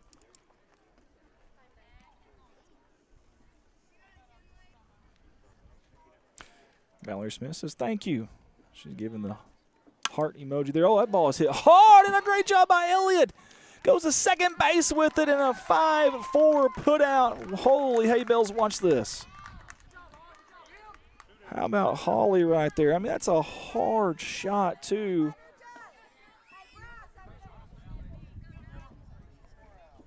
Man, oh, man, oh, man. Poor Kinley Barker couldn't catch a break there. Now, she does reach on the fielder's choice, obviously, but, man, that was a hard-hit ball. I'll tell you that hot corner, Elliott's been taken care of. I think she said one ball that's gotten by her, but it was a rocket ship. Jilly Kennedy's up. She's 3 for 4. 2 singles, a double, a strikeout, but 3 RBIs, more importantly. She swung through and missed that one. Umpire getting down low to see that one. Good job. These umpires have done a great job today. Boys in blue, as they always say. It's black and blue on those newer, nicer collared shirts that they wear. Look very breathable. Good throw down by Bethune. Listen, we talked about Katie and we talked about Molly. Kylie Smith's also done some catching. All the catchers today, in my mind, have done a phenomenal job, and some talent behind the plate for both of these teams. That's kind of the old adage you hear in softball. Boy, if you've got a pitcher and you've got a catcher, you've got something. That's kind of like the heart of the team, kind of like a quarterback in football, or a point guard in basketball. If you got 2 good pieces there, you got a little heartbeat, and you've got something. And I think both of these teams have that. Of course, next in line, you would assume kind of up the middle defensively in the infield. What do you have? And I think both teams are okay there. How about that? Dallas fielding her position and throws a rocket, a laser beam over to first. It wasn't enough to throw it over there. She had to throw it with a little bit of attitude. I like it. I like the fierce competitiveness there as Jolie goes out 1-3 on the putout, and that's only the second time today that they've gotten Jolie out. As we go to the 7th inning here in God's country, it is Corning 11, Caruthersville 6. Does the Lady Tigers have one last run in them? For our Missouri fans that are watching from Caruthersville, if you're a Mizzou Tiger fan tonight, they got the late game there in St. Louis. But the more important thing that I just said is it's in St. Louis. How about that? How about the 10 seed? Getting a little home court advantage, if you will, not too far from Columbia. And, of course, St. Louis, big city, big metropolis area in the state of Missouri, which is their flagship university. And their team is in March Madness tonight as a 10 seed battling the 7 seed out of the ACC, the U, as they like to call them, the Canes, the Hurricanes from Miami. That'll be an interesting matchup. If you're from Arkansas, like most of us from Corning here, your Hogs play tomorrow night. They get the late night, little nightcap, if you will, in Portland, Oregon on the West Coast.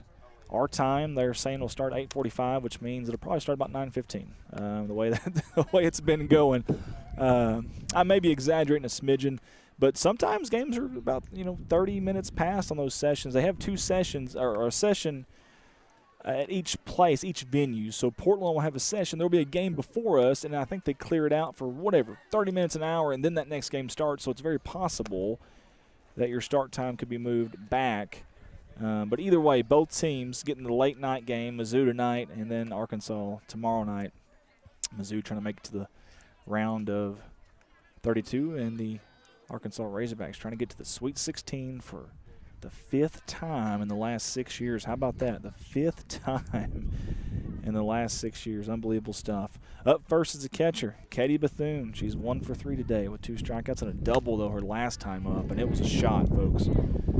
This girl's seeing the ball better now. It's her 4th time up against Kaylin Long. She's going to be swinging like a lumberjack, I promise you. They want that leadoff runner on here. It's big. If you want a big rally, a lot of times that leadoff runner being on is the key to getting that going. Gina Jones says, watching from Ruby Tuesdays in St. Peters. How about that? I didn't even know Ruby Tuesdays were still even existed. I used to love that place. Gina, I got to know, what do you have in there? I assume some sort of maybe an 8-ounce sirloin with some fresh steamed broccoli and mashed potatoes, I would think.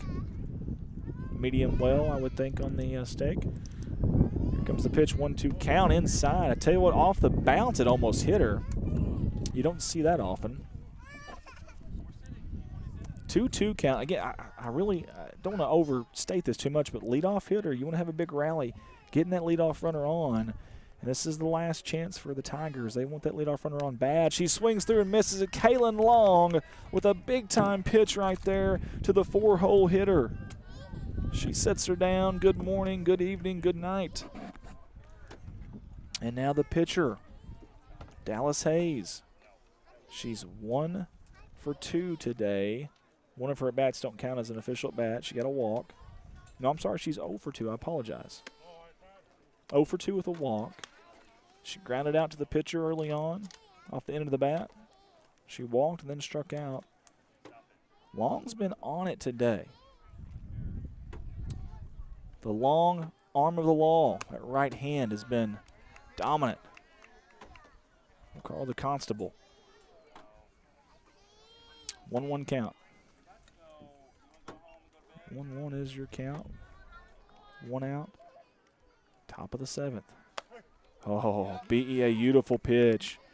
I tell you, that's great location right there. Great location. Gina Jones is going to cut out the mashed potatoes this time. Oh, Gina, I feel you. Hey, listen, I was 254 about 4 weeks ago. I'm 219 right now. I understand that. That ball's fouled out. Golf swinged it. I tell you what, a really good hit, though, for having to go down that low and getting it. Man, if Dallas Hayes can be a little quicker on that swing, she's going to plant one pretty far out there. If it gets in a gap, it's a double or triple. 1-2 count. Long. Hayes in the dirt. In the dirt for ball number 2. 2-2 is our count. 1 out. Remember, Caruthersville's first game. First game of the season. We got a foul ball coming in. Good job by the umpire there, halting the game there. You don't want to. It could be a bad situation there. 2-2 on Dallas Hayes, number 5. Hits it down the third base line, and boy, we seen that earlier. It's just foul, but we seen that earlier. The first 2 hitters, about the first 3 pitches of the game, almost the same type of hit right there, right down the line. They were fair, though. It was a double and a triple. This time it just misses, and Edwards did a good job playing the line. There's no way anybody's getting to that ball, though. We'll do the 2-2 one more time here. In the dirt. That brings it full.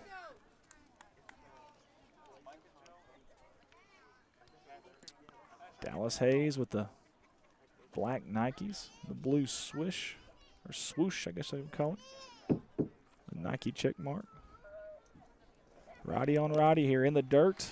And that's going to be a walk. A great at-bat from Dallas Hayes right there. And it's going to bring up Riley Schoolcraft. She's got a single. She reached on the fielder's choice, and then she walked. So she's been up 3 times and been on base 3 times. See if she can make it a 4th. Outside pitch. Dribbler to the first base. Young gets it. Steps on the bag for the 2nd out.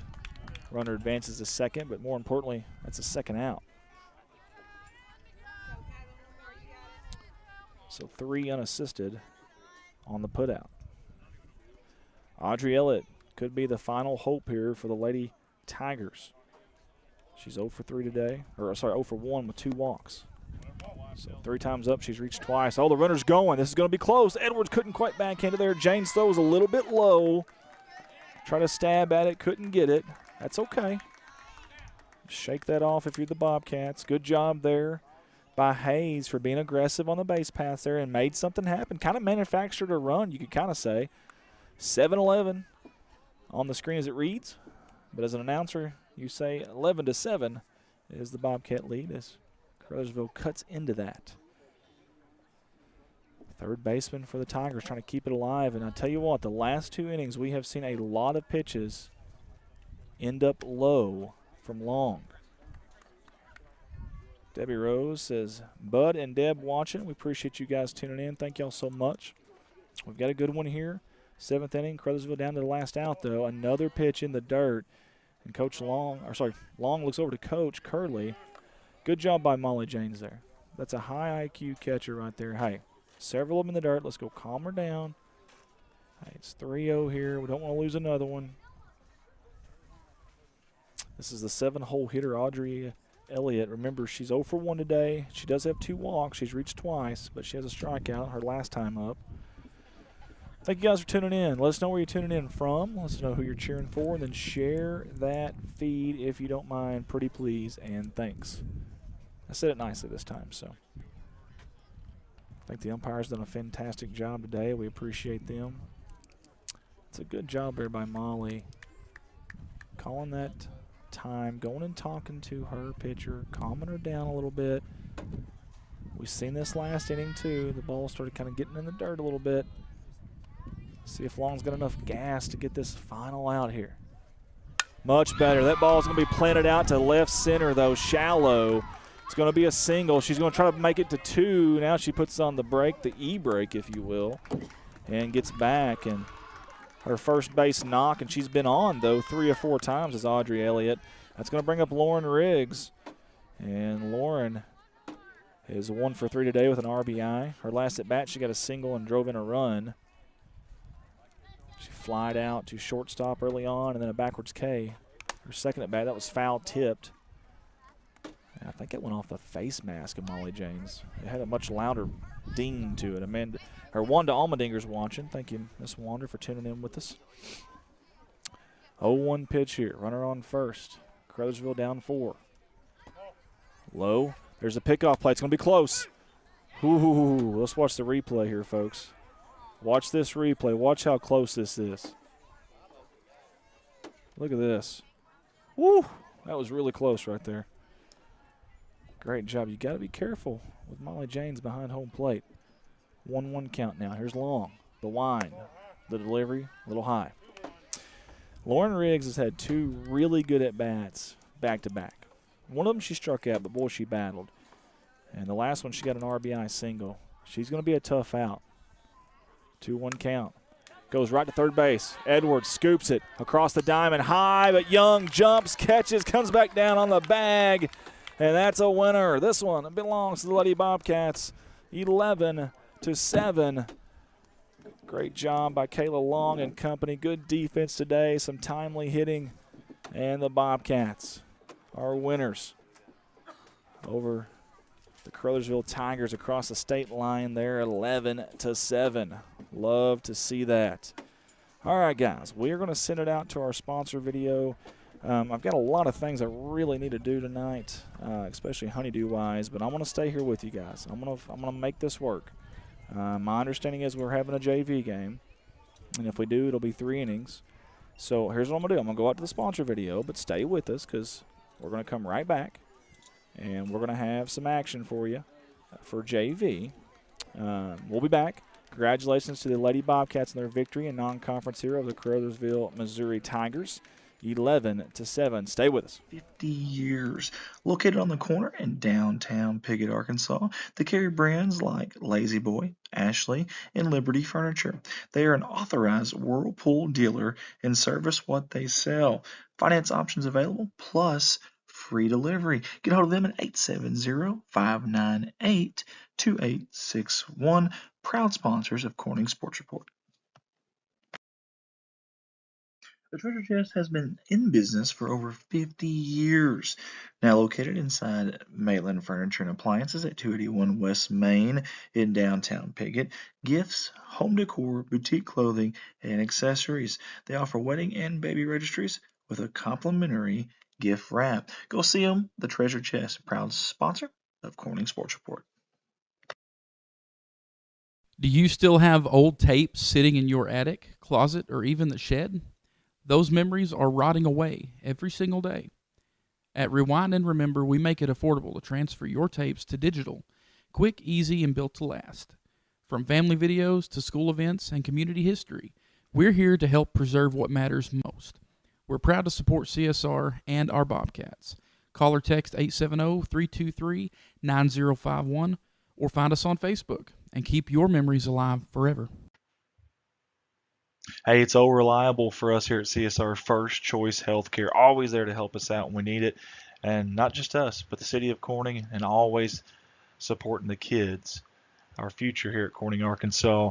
Hey, go by and see them. Sure, you can schedule an appointment at 870-857-3399, but they also welcome walk-ins at 1300 Creason Road in Corning, Arkansas. Regular hours Monday through Friday, 8 a.m. to 5 p.m. Extended hours on Saturday, 9 a.m. to 4 p.m. First Choice Healthcare, revolving around you. They want to wish the Bobcats the best of luck.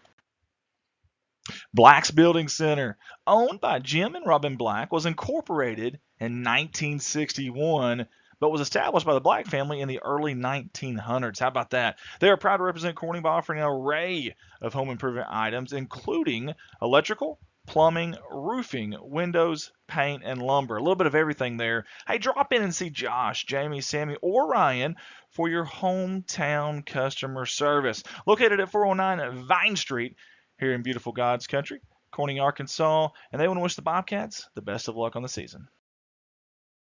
Hey, let's give it up for the King family out of Corning, Arkansas for sponsoring us yet again here at Corning Sports Report. We appreciate them. Chris, Tammy, appreciate them. And also, as you see pictured right here, Krista, Allison, and Stetson. Love the pictures there from them. They want to wish the Bobcats the best of luck on the season. That's the King family, Corning, Arkansas. All of us at Corning Sports Report want to say thank you to J&N Family Farms for jumping on board with us again this year. We certainly appreciate their sponsorship. I grew up with a couple of them, and wonderful families both of them are. And both the Gleghorn and Young families want to say go Bobcats and best of luck on the season. J&N Family Farms. Brandon Cato with BCB Enterprises, LLC. Thank you for jumping on board with us this year, Brandon. You see the awesome family picture there. Love that. He specializes in mosquito fogging, but the man does about anything you can think of. Maybe you need something done to your home shop. Check mark. What about a swimming pool? Check mark. Any job you can think of. Estimates. He can also install those do-it-yourself mini split units. Check mark. That's the Mr. Cool brand.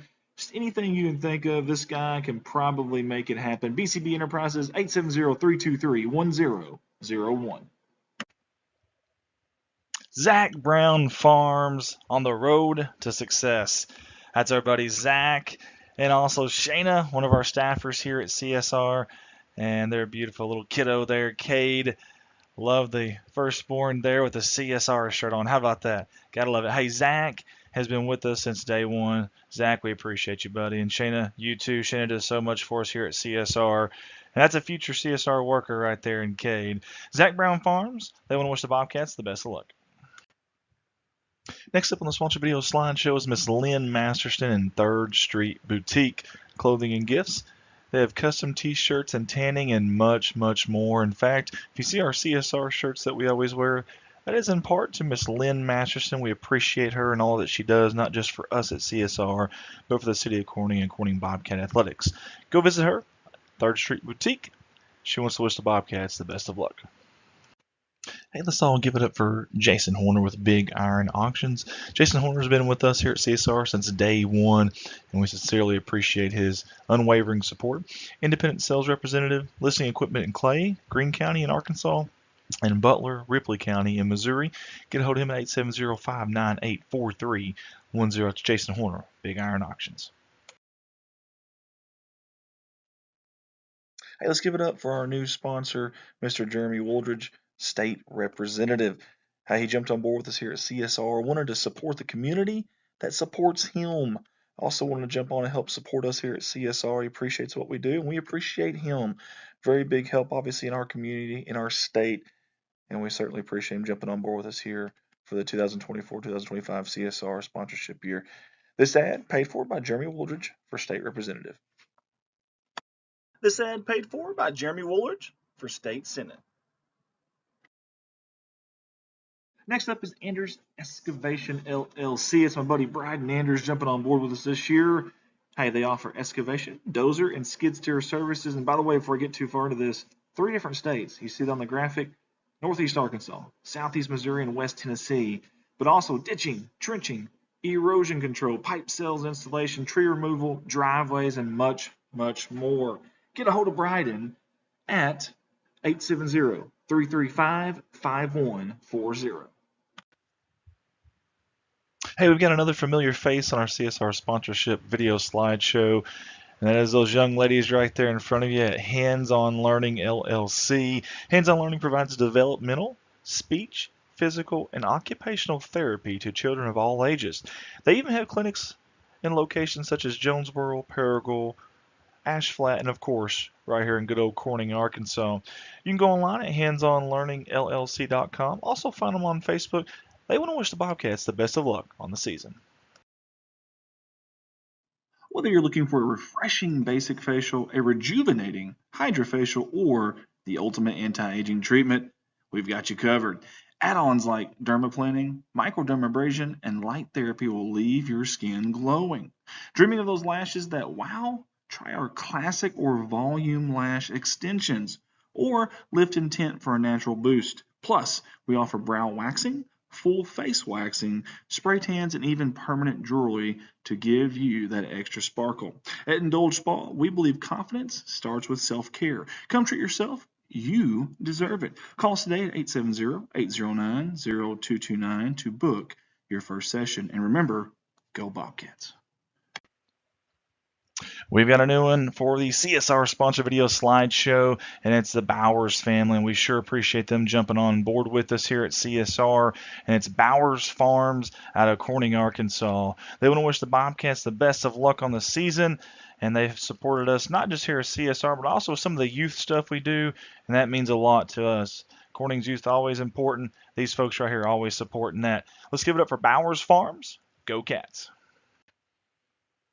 You won't find 2 bigger Bobcat fans than these 2 right here. Let's give it up for the Robinson family and Robinson Farms. Big thank you to Terry and Vicki Robinson for jumping on board with us this year. They want to wish the Bobcats the best of luck on the season.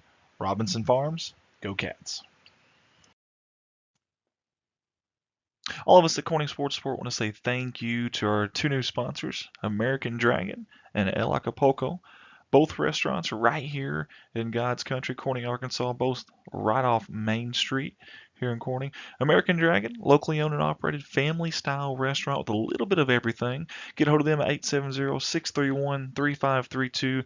El Acapulco of Corning, family-friendly Mexican restaurant, great cost and great food. Get a hold of them 870-857-5001. They want to wish the Bobcats the best of luck.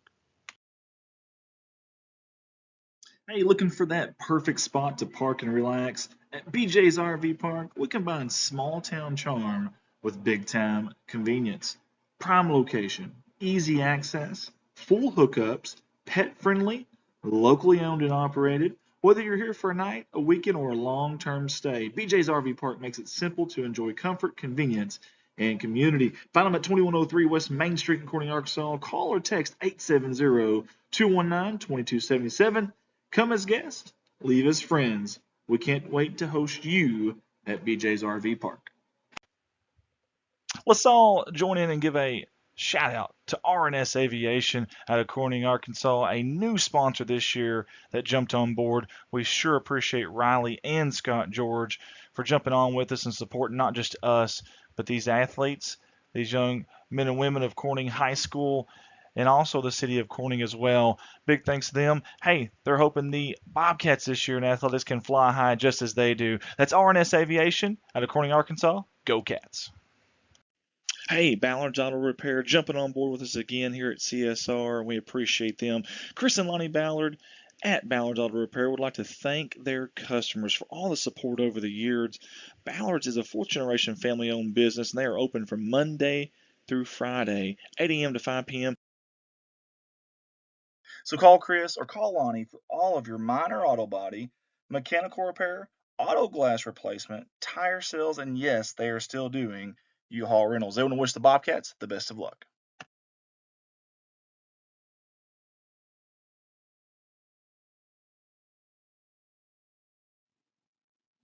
Everybody at Corning Sports Report wants to say thank you so much to everybody at Watson Oil Company right here in beautiful crime-free Corning, Arkansas.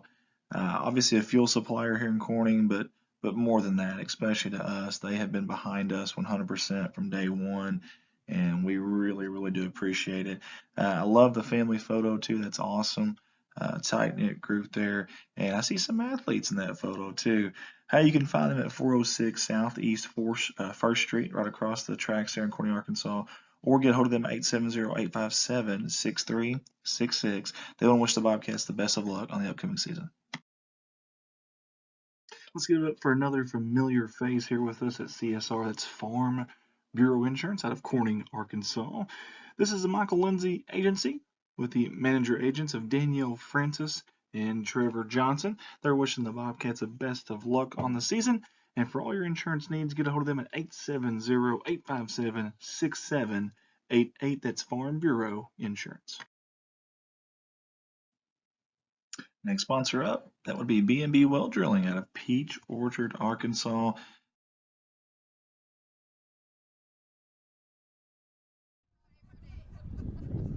right, guys, we are back here live in God's country, as we like to call it, here in beautiful crime-free Corning, Arkansas. 6:42 is our start time tonight for the JV game. That's right, we got a JV game. And I'm going to get to something here in just a second, too, by the way. A little bit of changing for our Corning Bobcats. In the basketball realm, we got some new conferences. We'll talk about that here in just a second. Swung on and missed, and I think, is that Jolie Kennedy pitching? It is Jolie Kennedy pitching. So in this JV game, pitcher's Jolie Kennedy. I'm going to write this stuff down here if I can. Thank you guys for staying with us. As we got a strikeout, and I think that was Sophie Strong. Hey, Sophie had some good swings there. Just couldn't quite get contact. Remember, keep in mind, this is Caruthersville's first game. Obviously, Corning hasn't had very many games either. But still early in the season for these girls. So JV actions, it's a good thing. Get these kiddos some playing time. I kind of like that. Emmeline Green is your hitter. She was a 9-hole hitter in that varsity game, and her last at bat, she got on with a walk. But this is a new game, and now she gets hit by a pitch. So she's going to be at first as Kennedy beams her there with the softball that's not so soft. And for Bobcat fans, I'll mention the new conference in basketball here in just a second when we get to in-between innings. Take a picture of that so I don't lose it. Okay. So I got a lot of stuff here in front of me I'm trying to fix. Y'all bear with me, guys. All right. There we go. Okay. The ball swung on and missed. That is number 7, Riley Schoolcraft. She's laughing at herself there. Her last time in the varsity, she hit it to Abby Young at first, and Abby made the play. Umpires have done a great job. Marcia Clark Cooper said great game, and Valerie Smith said good game, girls. I think there's a good game played on both sides. Got to talk to the principal and AD at Caruthersville in between games, and actually originally from Piggott, believe it or not, and he's doing a good job over there at Caruthersville. He's here keeping the score, and we thought, I mean, we truly thought we were right. We think the Bobcats actually won 12-7 that last game, but that's okay either way. His book and mine were identical there, as Schoolcraft will draw the walk, and we've had 2 walks here in the early portions of this JV game. Trying to make sure I got the right inning. I do. Good. Okay. Did my job there. All right. 2 runners on. Comes the 4th batter of the inning. Looking to bunt, squaring up the bunt. Oh, a good bunt. That is a great job by Price, and she's going to run it out, and the throw is over the head of, I believe, Masterson. It's going to bring in a run as the JV Tigers strike first, and now up is Maddie Wiley. Right-handed hitting Maddie. Tell you what, that is a beautiful bunt from Molly Price. Wow. It's a great time to practice that. Looks non-conference. This is the JV part of it. Why not? That's a great time to practice, especially you got a leadoff hitter. I mean, you know she's got the wheels to run some of those out during the year. Good call there. I think if talking to their AD and principal, they get about 2 weeks of practice in Missouri before they're able to officially practice and before their first game typically. So 2 weeks of practice, and it's tough to put a good product out there with just 2 weeks. I mean, it really is. Of course, they're not the only ones that struggle with that. There's a lot of schools that do, especially if your basketball team makes it a ways, and sometimes that makes that even more difficult. Obviously, I believe got some honking of the horns there. That swung through and missed. Maddie Wiley. Good rip there, couldn't get contact. I've always wondered that if one of those cars honked the horn right as the pitch is coming into the batter, that'd really mess somebody up. Ball was high, and umpire had to dip his head to the left there a little bit. I'd imagine you never really get used to that if you're an umpire. If that ball comes in high, you just, human instincts is the move. I mean, sure, you trust the catcher, but that's your face you're worried about too, so I don't blame him. I want to thank Greg Monk, the IT guru here at Corning High School, for the help with the internet. It has been great in softball for us. Really, issues have been non-existent out here. Oh, great job. Got a piece of it. Edwards had it for a second and couldn't come up with it. Great job by Wiley getting on, and the bases are juiced. The old ducks on the pond, if you will. And up now is Audrey Elliott, and she's been on quite a bit today in the varsity game. In fact, she got on base 3 out of her 4 at-bats. Of course, 2 of those were walks. Don't count as official at-bats, but still, she was on. That ball's hit out to center field, line drive. It's going to be played. It's going to plate 1. It's going to plate 2. So a 2-run single there for Audrey Elliott. That's a great shot right there, and I assume 3 runs an inning is all they're going to let them have. That is the case. So, hey, Caruthersville, they did what they had to do there. They plated their 3 that they were supposed to and made it happen.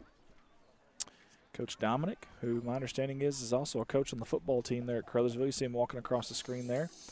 Is going to kind of coach this one.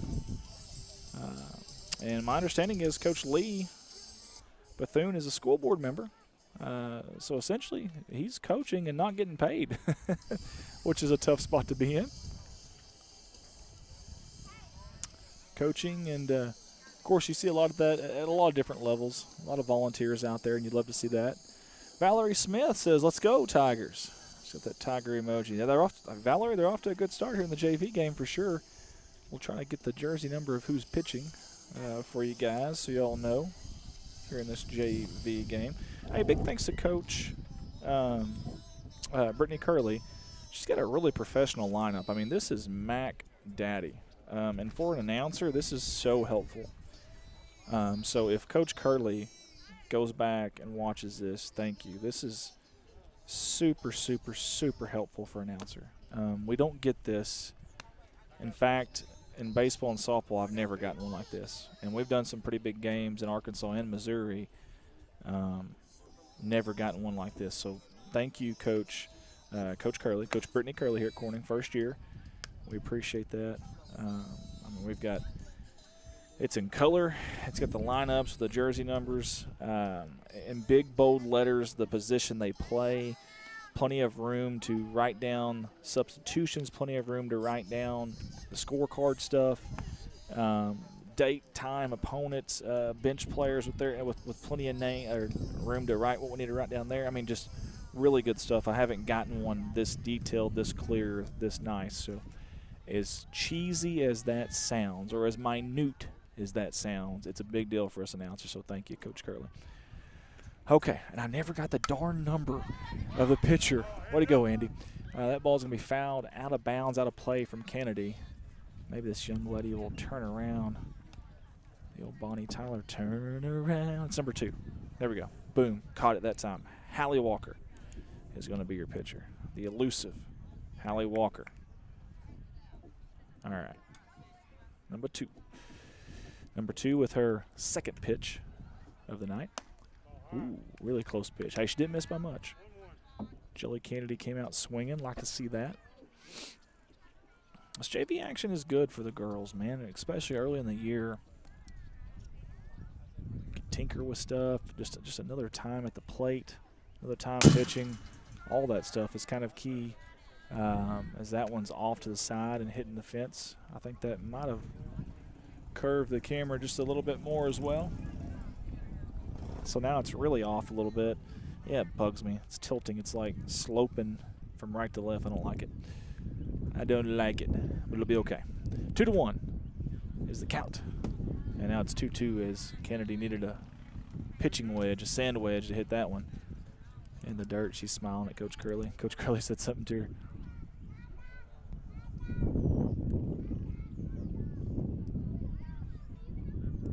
Two count. Cats down 3-0 early.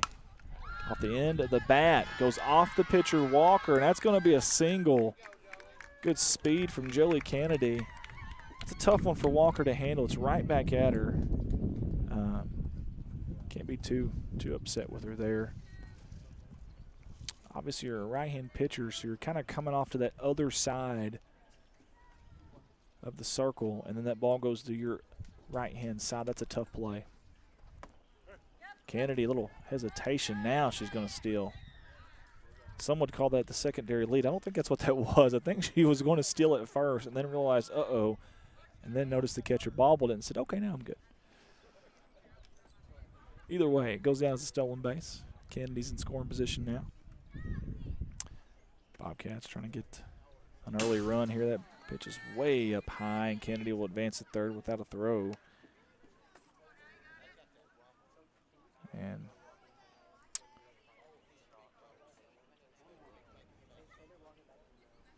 I believe we got Marley Sissel at the plate here. That inside foot turned inwards. I like that. It's a little different. Tell you, Julie Kennedy very aggressive on the base pass.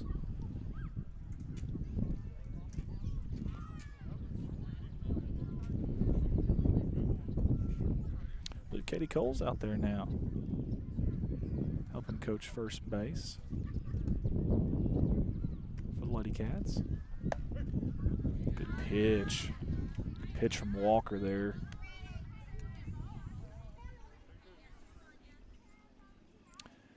Had a couple of motorcycles go by.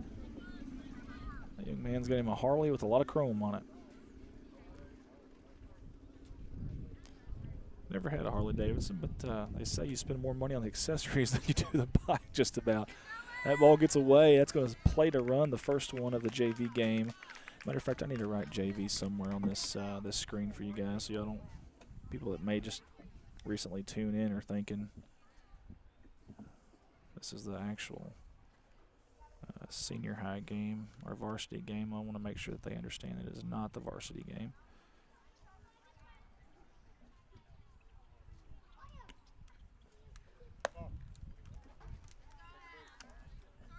Let's bring that down there for you guys. There we go. That's a little better. As Sissel's going to walk.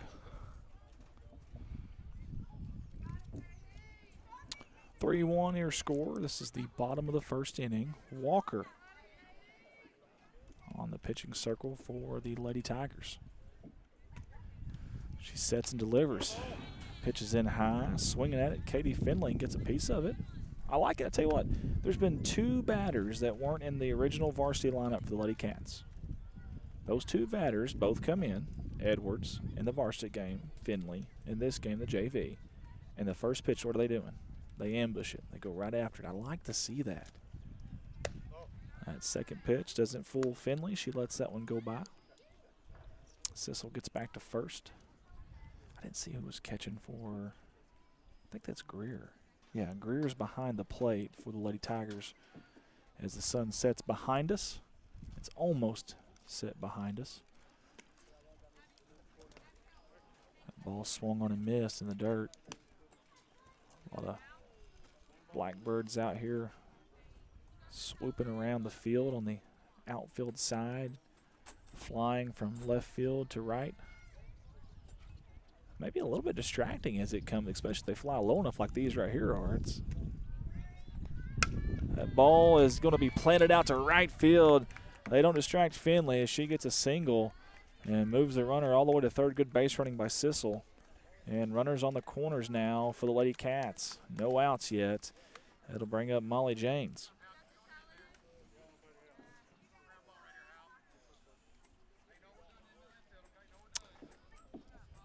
I think Caruthersville has 5 games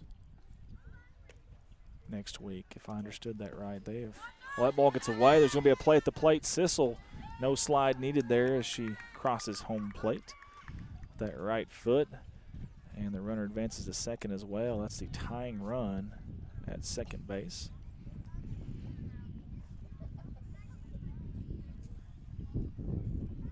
But I believe they got 5 games next week on the schedule. They've got a tournament that's guaranteed 4 games on Friday and Saturday, I think he said, or maybe Coach Curley. Let's watch the replay here. Watch this ball just miss her. Little dance moves there. Quick feet by Coach Curley.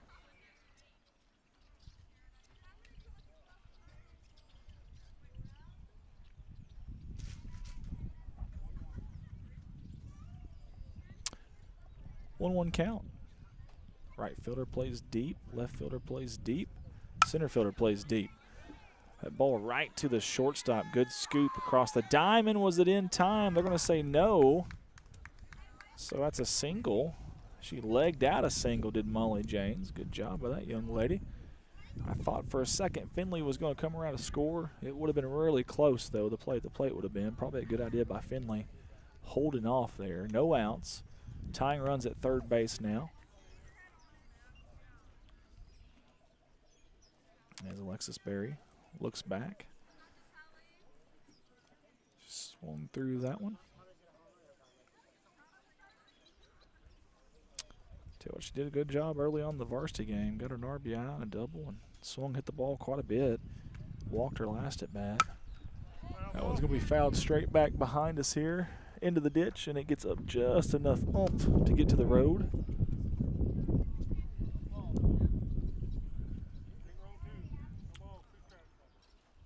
(3-2) in this JV junior varsity action.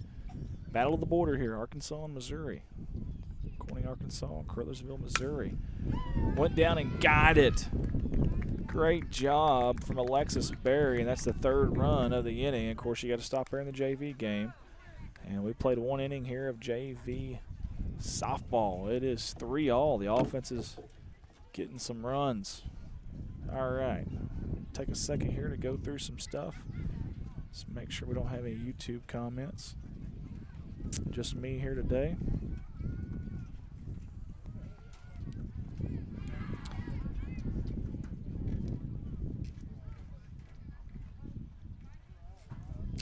Maddox King 8390 on YouTube. Is this a junior high game or a senior high game?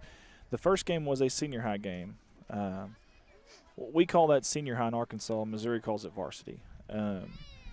This is in Arkansas, this game right now, we'd call it a senior B game, but in Missouri they call it junior varsity. So I'm trying to help out the Missouri fans here. Hey, Fish. How about Mr. Fish watching from home? Let's go Lady Bobcats. Love that.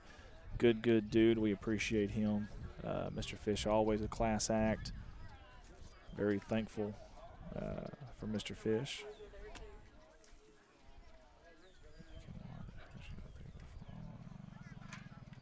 Okay. All right, going through some stuff here. I'm trying to find some March Madness, updates for you here. Some score updates. Okay. So the Tennessee-Miami, Ohio game did go final. Tennessee, how about the SEC? Man, they've been strong so far.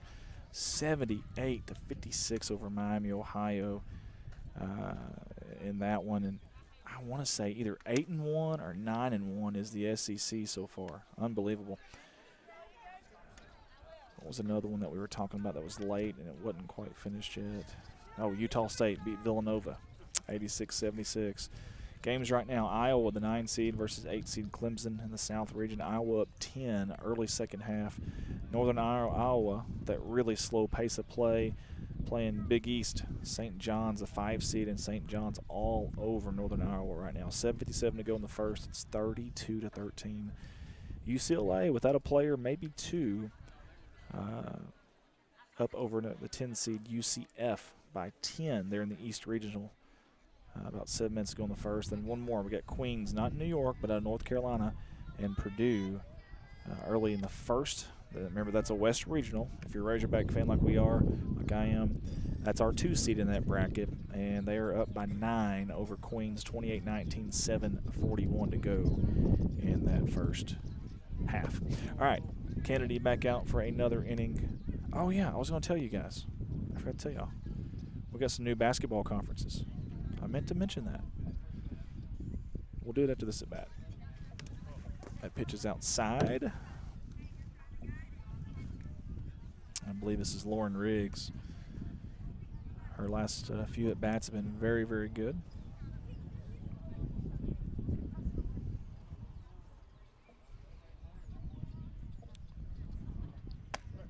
Good pitch there from Kennedy. She needed it too, a 3-0 count. She got it when she needed it.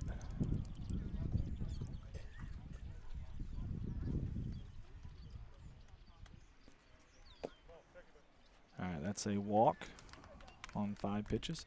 All right, next year's 2A3 basketball conference. You still got BIC. You still got EPC. You still got Marmaduke.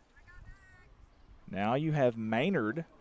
Still have Piggott, still have Rector, still have Riverside, and now you have Tuckerman. So the 2 new teams, Maynard and Tuckerman. I don't see Bay on there anymore. And I don't see Cross County on there anymore. So it looks like, and I may be missing one, but it looks like we swapped out Bay and Cross County for Maynard and Tuckerman. How about Maynard moving up in classification? Enrollment starting to go up there. How about that? So now those Corning Maynard games will be conference games starting in 2026 through 2028. So that's the 26-27 and then the 27-28 basketball seasons. And, of course, that'll be for boys and girls in the 2A. So that'll be interesting. Tuckerman, always tough.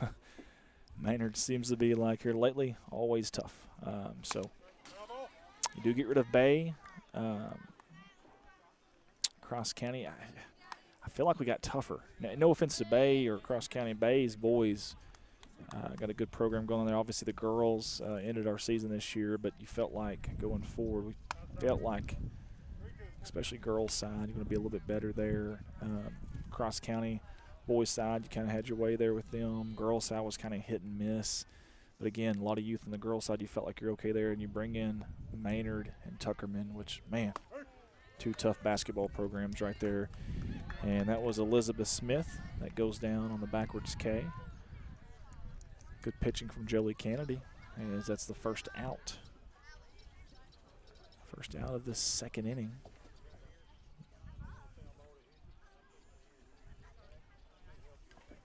How about the umpire there trying to help out our catcher, Alexis Berry there. essentially trying to tell her to keep her hand back there off that foul ball, get that right hand out. And it could easily be a bad situation. Good recovery there. Darn near threw her out. Good job by Barry. Let's watch the replay. Watch this recovery. And a pretty good throw. I mean, you'd rather miss low than miss high. You want to one-hop that thing if you're going to. That was not bad at all there from Alexis Berry. 1-0 count here. That ball's low and in the dirt. This is Madeline Hudgens up to bat.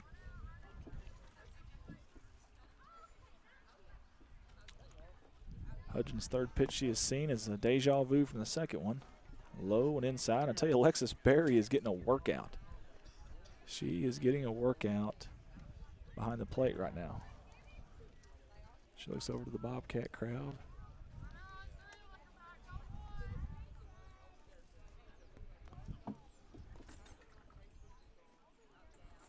Two-one count, right down Main Street.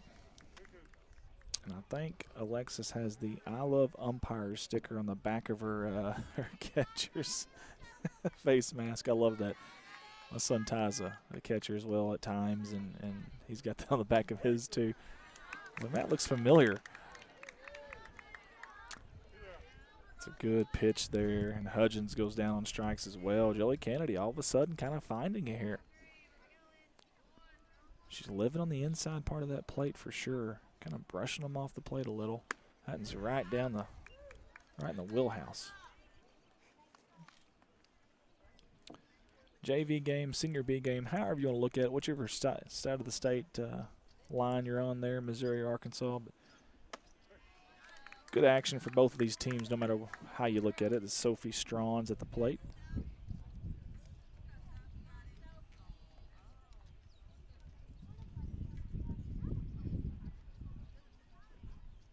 Ooh, inside again. I tell you, I'd say 60% of Jelly's pitches in this JV Senior B game have been low and inside.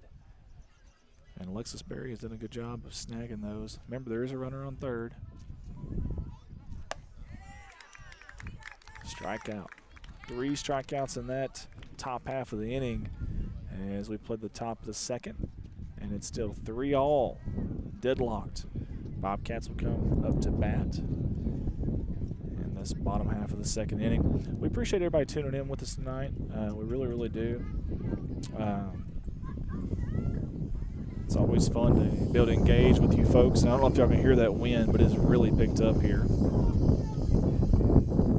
It's really, really picked up. I got some trash flying at me here. I'm going to throw this trash away, guys. I'll be right back. Got trash coming at me, and I don't like it.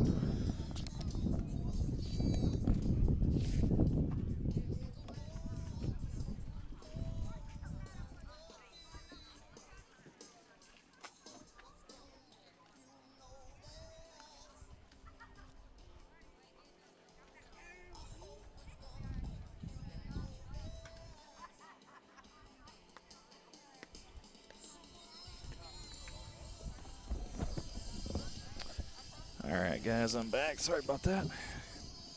Okay.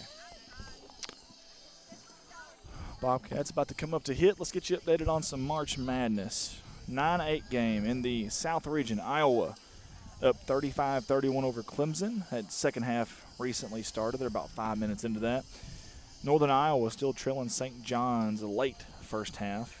It's in the East Regional. St. John's a 5 seed up 33-20 over 12 seed Northern Iowa. UCLA. How about those Bruins? Former Pac-12, now Big Ten. Still crazy to even think UCLA in the Big Ten conference, but beating UCF 31-21. 4 minutes to go in the first half. That's the East Regional. And then in our regional, the Razorbacks regional, the 2 seed and the 15 seed. Queens, not out of New York, but out of North Carolina. And the 2 seed Purdue Boilermakers. Purdue 35, Queens 28, 3:17 to go in the first half. Of that nice bunt, well-placed bunt right there by Masterson, but even better play defensively. Oh, she ran it out. Never mind. Pitching now is Hallie Walker. We mentioned that. She did a good job of fielding her position there pretty good throw, a little bit off, but that's a heck of an effort there. All the way around from both sides, honestly. Seriously, like, that's a beautiful bunt. Well played defensively, just worked out for Corning. Well, that ball came right back to the catcher, and Greer does not get the throw in time. In fact, it gets by the shortstop, Elliott, and Masterson's going to end up at third base. That went off the up beam. There's an up beam directly behind the catcher, and it hit off it, so it had a little more oomph on it, and it shot back really quick to Greer, and she had a chance there. Swinging in the dirt there was Abby Young. It's going to be a foul tipped. So 1-1 is your count. Marsha Cooper said, "Good job, Joe." I tell you what, she did a good job on the mound that second inning. First inning a little bit, a little bit jitters, but that second inning so much better. Abby Young out to the right field and crosses up the right fielder. That's going to be at least a double, probably a triple. And she gets to third base when they hit the cutoff. They're going to send her. The throw in into the pitcher. It's going to be an inside the park home run. Wow. They did a good job. Right fielder did a great job of hustling to it. I think that's Hudgens out there and getting it in quick. I know that ball kind of crossed her up, but that's going to happen sometimes. Right field's a tough place to play. I'm telling you it is. But she got to it quick, got it in really, really quick, and I didn't think we had a chance to score there, but they threw it to the pitcher instead of the catcher, and that one extra throw allowed Abby Young, and I can't believe I'm saying this, Abby Young with the wheels. How about that? Abby Young was moving. She was a scooting, kicking up the dust. And it's 5-3 now. And she scored 2 runs off 1 hit. Marsha Cooper says, "Way to go, Abby." Yes, it was foul ball. It's going to one hop and darn near hit the baseball/softball parking sign. Heather Price tuned in with us as well. Senior B, JV game, whatever you want to call it. Walker on the mound, the circle. I guess you can't call it the mound in softball. Walker in the circle.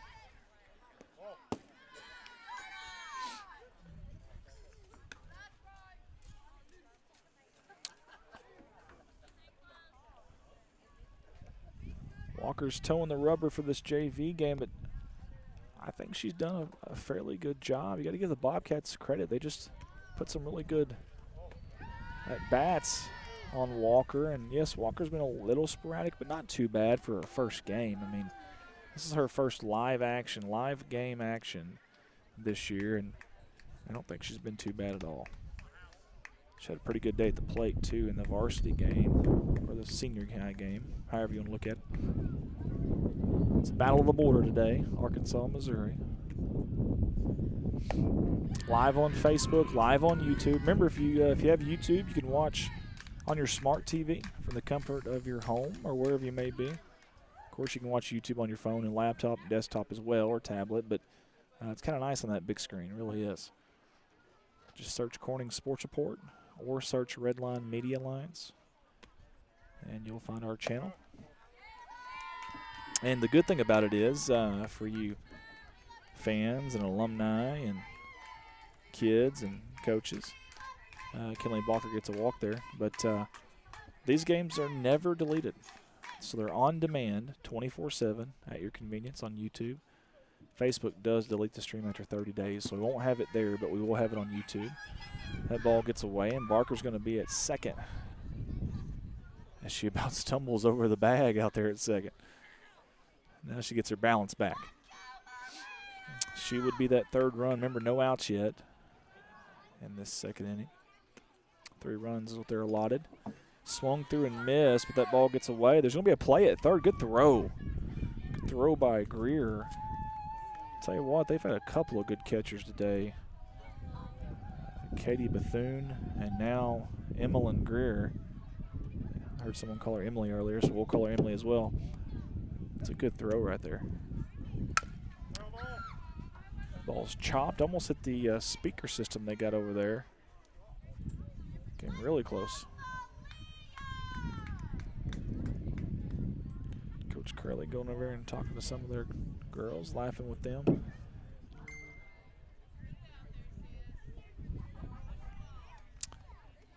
I think the girls are in good hands with Coach Curley. I like what I'm seeing, like what I'm hearing. It's always tough on a first-year coach with a new team. That ball gets away, and I think the Bobcats are going to score their third run on a wild pitch / pass ball, whatever you want to call it. I'd probably call it a wild pitch. And 6-3 is your score after 2. We've got one more inning. Stay here with us. Stay with us. Don't go anywhere. One more inning of this. Let's see what we've got here. Let's go back to YouTube, make sure no one's commenting there. And I'll try to give you an idea of what we're doing next, streaming-wise. Okay. All right, so let's look at the Go streaming schedule, shall we? All right, so we are in March. Oh, yeah, spring break is next week, so we will not have a game next week. Doesn't look like it. The next home game will be softball right here April 1st against Neelyville. And the next home baseball game will be April 3rd against Pocahontas. Now, softball and baseball do play on the road before that, March 30th. We can't promise to get those games in on the road, but we'll definitely try. But the home ones we do promise we will get all those in. But we got a busy April. Man, I hope the weather holds and we can get those games in. But so in April alone, softball has 1, 2, 3, 4, 5, 6, 7, 8, 9, at least 10 games scheduled in April. Baseball has 1, 2, 3, 4, 5, 6, 7, 8, 9, 10, 11, at least 12 games scheduled. So it's going to be a busy April for both these teams, as you would assume it would be. Nothing out of the norm or anything, but still very busy. So, all right, here we go. Third inning as we have Emmeline Greer at the plate, and on deck is going to be Riley Schoolcraft. Okay. Appreciate everybody for tuning in today with us. Very thankful for the internet service today. It's been great. I want to thank Greg Mock and also Jared Williams. I know Jared Williams has been helping a lot too, but Greg's been kind of our contact here at the high school. He's done a great job, so we appreciate him. And, of course, the faculty always supports us. We've got a great support system here at Corning. As that one's fouled right back. Actually, that one hit low enough off the padding. Great support system at Corning High School here. They do whatever they can to help us. The coaches always do whatever they can to help us, and we appreciate that too. We're kind of like a part of the team. At least they make us feel that way. You know, we're kind of a small part of this whole ordeal. Just getting these kids the spotlight they deserve in the school and the town. But we certainly do appreciate the great hospitality we've always had here at Corning. Riley Schoolcraft's at the plate. So you think about that, guys. We've got a new conference for football. We've got new conference for baseball. It'll be interesting to see what happens with baseball and softball moving forward as well. You know, now we're down in the 2A ranks. And, you know, you get down there and you think, well, it's a smaller classification. It's going to be a little easier. It doesn't work that way. Ball's fouled underneath the concession stand. Does not work that way, not necessarily anyways. And I tell you what really happens is you've got a lot more schools that aren't playing football, especially on the boys' side, that's getting a lot more practices and games in before you ever even start your season. And, of course, we've been in the 8-man unsanctioned for a few years, and it's kind of ended early, which has been kind of a blessing a little bit. With you know, basketball practice is what I'm trying to say. Well, this year if you make or this coming year, I shouldn't say this year because the next school year is what I should say, even though it's this calendar year. The next school year, this calendar year, if you make a run in football, you're going to be really, well, 2.5, 3 weeks later, I guess. No? Maybe longer than that. Maybe 3 to 4 weeks later than what you normally are. And we hope we do make a run. We don't want to jinx them, obviously, but we've done awful good the last few years. We'd like to think with everybody we've got coming back in football, we would have another good year, but you never know. Nothing's guaranteed. As Caruthersville has got a runner. That ball's fouled straight back. I mean straight back. Sound like it hit something behind us there.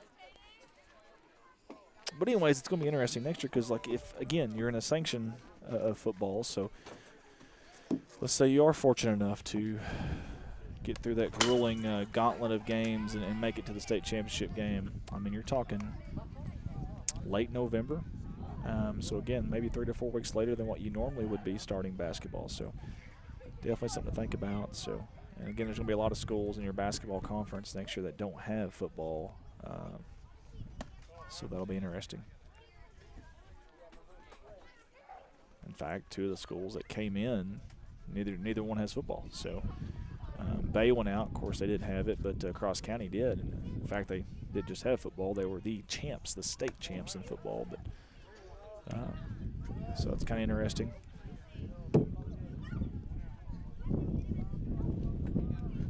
"3-1 count, 1 out."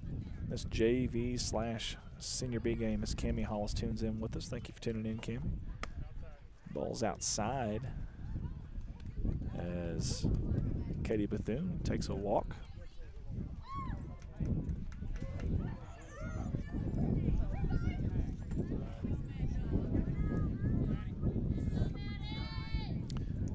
I want to say this is Maddie Wiley, and it is.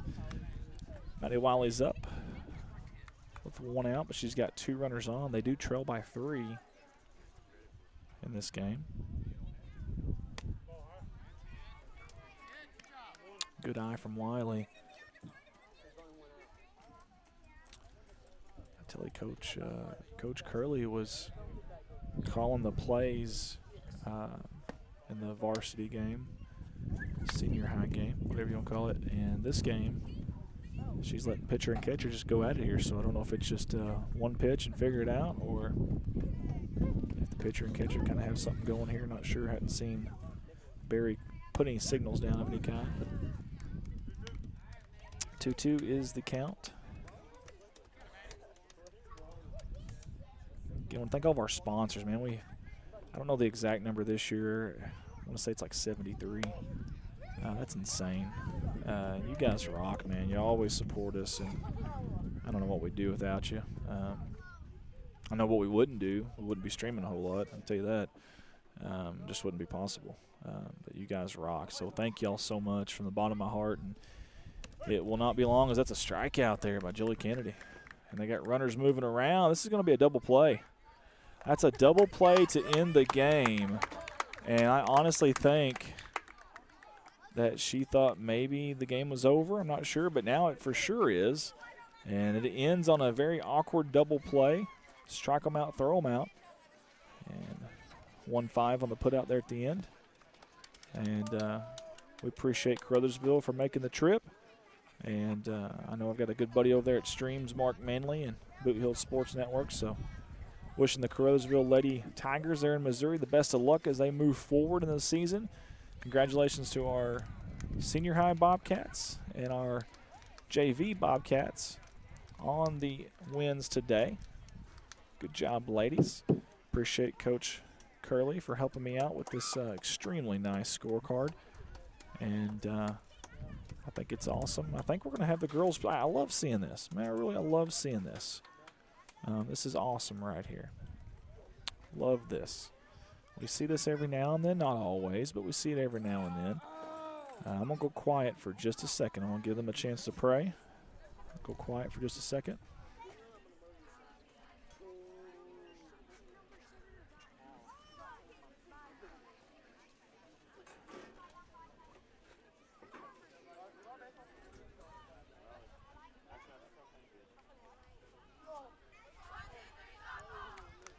There we go. That's awesome. Love that. That's a phenomenal job by both teams. Both kudos to both coaching staffs there. Love it. All right, guys. So appreciate everybody for tuning in. Appreciate our sponsors. I want to say thanks to Caruthersville for making the trip a safe trip back to the fans, the family members, the players. As the principal and AD is trying to get an idea of how they get out of this place. All right, guys.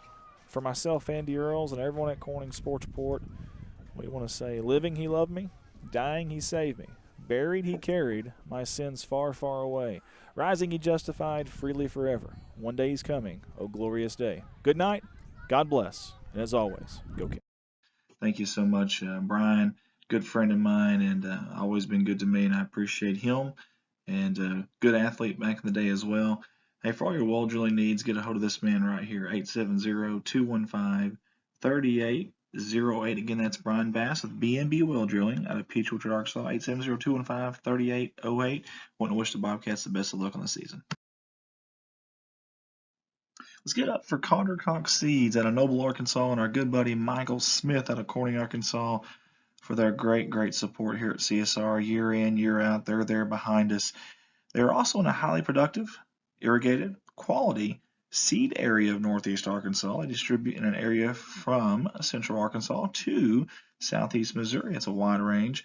Proprietary and public groups, 4, 5, and 6 varieties, soybeans, rice, wheat, corn, and milo seed. Get a hold of them, 870-259-3231. Thank you, Michael Smith.